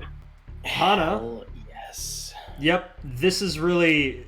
Two of you could have died easy now. But he's done. So, Hana, your go. All right. Following Dranor's lead of leaping and attacking, she will also leap and bring her katana down into its back, or at least I guess it's its front because it turned to look at her and Callum. So, and then just hold on to him and do a second hit. But the first hit, or whichever one that hits, she's gonna do a smite at 3rd level. Okay. Hell yeah. So let's see. First, let's roll. I guess we should figure out if I hit or if I fall in the water. That'd be really sad, but it could happen. All right. So that is a 19 for the first hit. Yep. And the second hit is a natural 20? Yeah. No, not natural. No, sorry. Oh. No, I'm reading the number. It's 15 plus 5. I'm so sorry. Not natural 20. But it's a 24 because I still have bless, so. Can you roll your advantages? No, I did not. Oh yeah, if they're for both at either of them. advantage. Okay. Yeah, man. Well, the next RWA. Unnatural 20 for that one, and then a natural 1 for the other one. So no Okay. natural 20s, but 2 hits. So, Cool. and then the first hit, I want to do the smite at 3rd level. So Alrighty.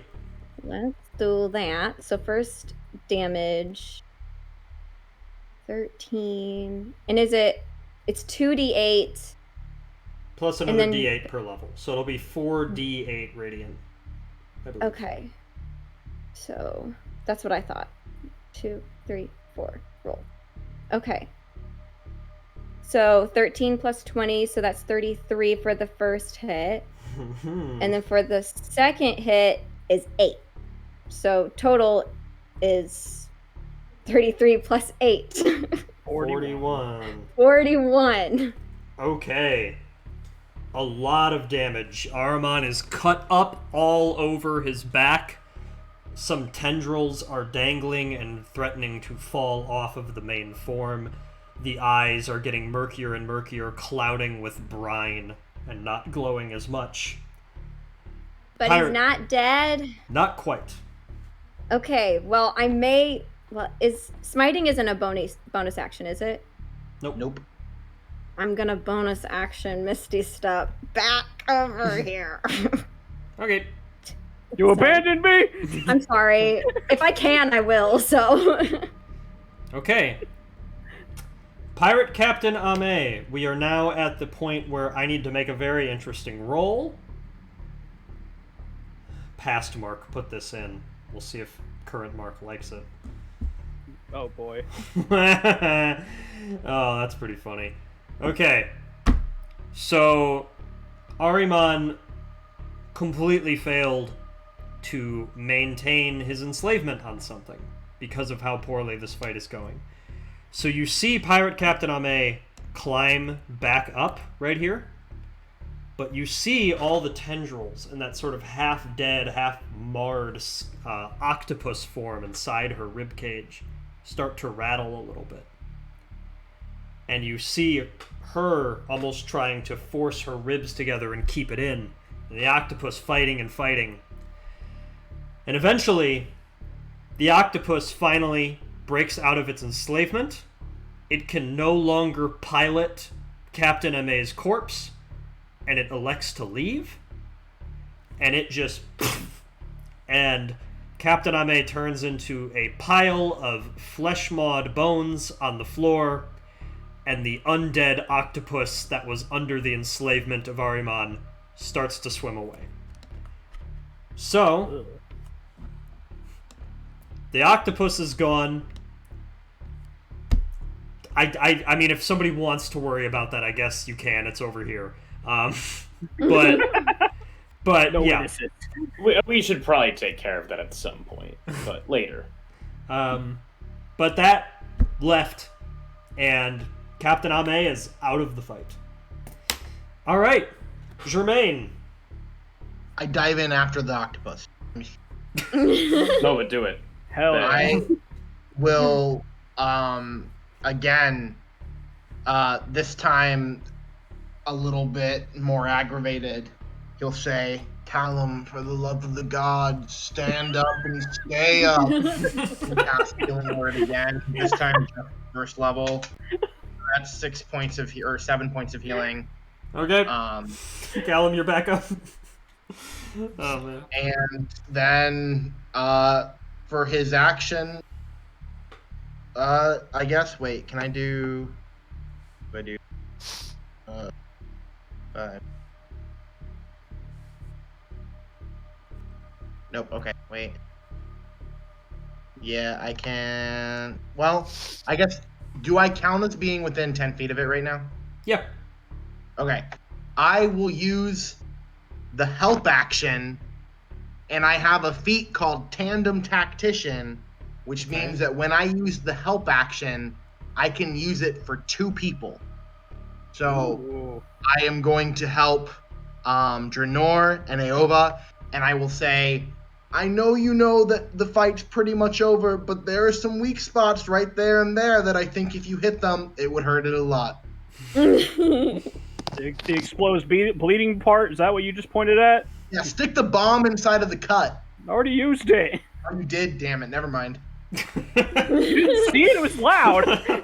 Sorry, that was the Cameron forgetfulness. No, I'm just fucking around. And then you'll give Aova a slap on the back and then just say, have at it. All right, and so both of them have advantage then? Yeah. Sweet. Okay. Well, solid. I'd love to imagine Dranor bantering with Germaine well on top of the aboleth. Yeah, that's so punching the shit out of it. just, oh, you mean this bit? All right. And here we go, top of round 6. The fight is pretty much settled. And Jeffries, it is your turn. Water is rapidly draining. There's nowhere for the aboleth to run anymore, even if it could move. I'm gonna get real close. Okay. And if I miss, I'm gonna hang up and I'm gonna go to bed. Still have advantage, buddy. Man. Yeah, it's true. You have advantage. And So- the +4. And the +4. Okay. Yeah. Finally, 21. Nice. There we 21 is sadly. I'm kidding. No, you. Bye. See ya. Has shield 3 times. It's. Yeah, I didn't tell you guys till now, but it has a parry ability. No, yeah. Go ahead and go ahead and roll your damage then. Okay. 8 damage. 8. Jeffries. Yeah! As we say here on Roll with Advantage, how do you want to do this?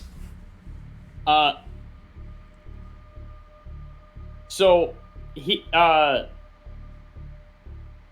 gonna whisper something psionically into its mind before he sends it. He says, "My mind was stronger than yours," and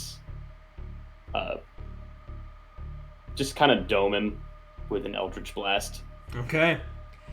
So you see Ahriman is just struggling against the stun, still getting pummeled, smited, and just all sorts of shit beat out of him, completely exposed. Now that he's out of his element, it's almost just like slaughtering a fish. I mean, there's nothing he can do anymore now that the water's been drained.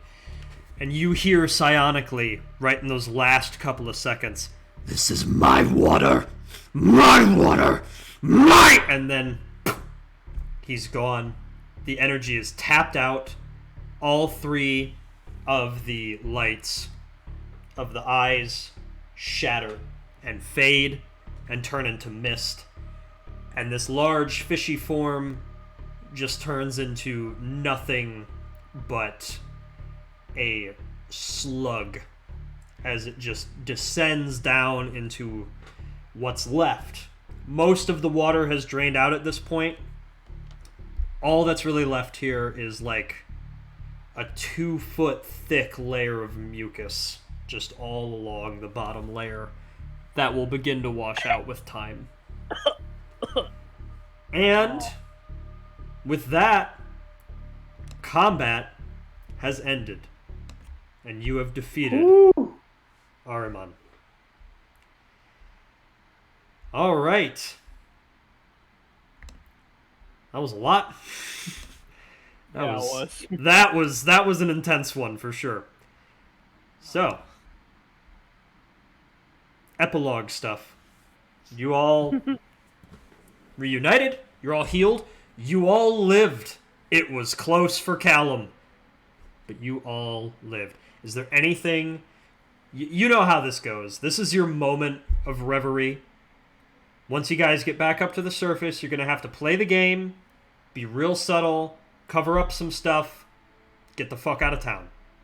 So, is there anything you'd like to say to each other in this last moment that you have as a team? Johanna. Oh. Nope. We're probably about to do the same thing. Go ahead. Huh.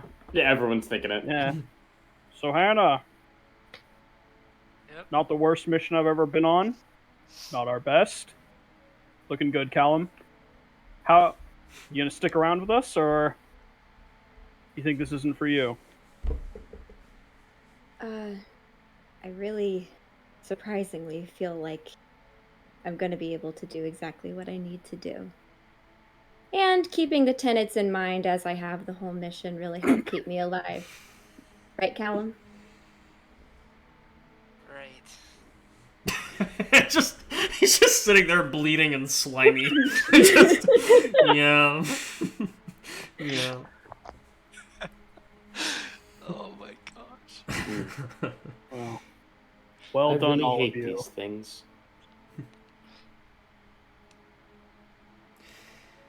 All right. Well, Jermaine will help Next Callum time, stand up. Good. And we'll just kind of squeeze his shoulder and say, "Now, son, I've told you this many times. You Gotta keep your wits about you. Don't act so rashly and you'll be fine. And I was just trying to show off. No, and Is this, that you do realize that this marks 6 times I've saved your life. 6. Well, I is guess it, you'll have to wonder why I left the Rangers. is that undead octopus still around? It's just kind of bobbing around in the muck, yeah. Just gonna turn to the group. Apologies. One loose end. And I'm just going to shoot repeated eldritch blasts at it until it's dead. Yeah, Nice. it's easy. It can hardly move now that most of the water's gone. It's really just trying to get to the gate. And yeah, you just... and knock off a tentacle, knock off another chunk of its skull. Pretty soon... I mean, you don't know if it's dead, but it's gone. So... Ugh. there's just chunks of it floating around in the mucus. Can someone throw me down a rope by chance? I mean, I can move you down. That would also work. Wait, what? Like it's up. Hey, whatever. I'm just covered in mucus. I'm not going to be able to... So... Yeah, she's got telekinetic movement, so as Oh. long as you're a willing creature, she can move you 30 feet in any direction, basically. Nice. Hell yeah. So you just... shoop. I'll Alright. moonwalk in air while you do it. Alright. There was your little moment of rest, and... the smell starts to set in, as it always does when the adrenaline leaves. And it's time to go. So, covering up the job is fairly easy. The townspeople, as soon as Ahriman is dead, are sort of in that hazy, forgetful, panicked stage that the mayor was. But it's easy enough to basically convince the village that it was all some unpleasant thing brought about by the pirates. It was a curse, maybe, or it was a spell that Ame cast, and now they're gone. As May always does, she organizes some reports, has some magic performed, makes it seem like there was a fight here with some guards. Something a little more normal, so that the people don't know how close they were. And your job has been done. Threat was extinguished, and the people are none the wiser. As you return home, of course, you get the usual witty remarks from Silva. He sort of raises an eyebrow and says, when I said that it sounded like the mayor was up to some fishy business. I'm sorry. Well, just glad you all made it back. Too many of these missions you come back, down one, down two. In a way, I'll miss that, man. And as you return on, you make your reports to May, sort through everything. The rest of you spend some time with Hana. This is the part of the job they don't tell you about in training. It's those quiet moments that you spend with each other. The deep bond you form being the only people that see this terror and not being able to share it with anybody else. It's unspeakable.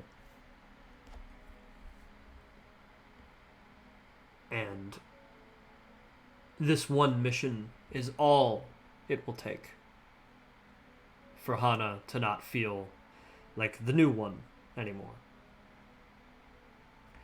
And Hana, there's one final note. You pass by Ajikust Kaz a few days later. And he hands you something in an envelope. And he says calmly to you,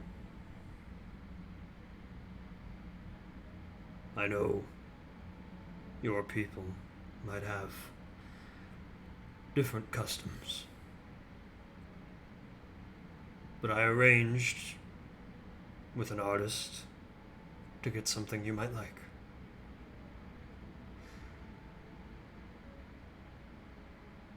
I heard you were quite tenacious. You sound like exactly the kind of fighter that the infamous Kazurkek Kuru used to teach me of. Here's to many more. And he will hand you the envelope.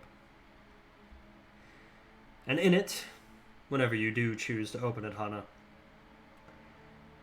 it looks like one of the tattoos that Ajikust puts on himself in white ink, but it happens to be the form of an aboleth.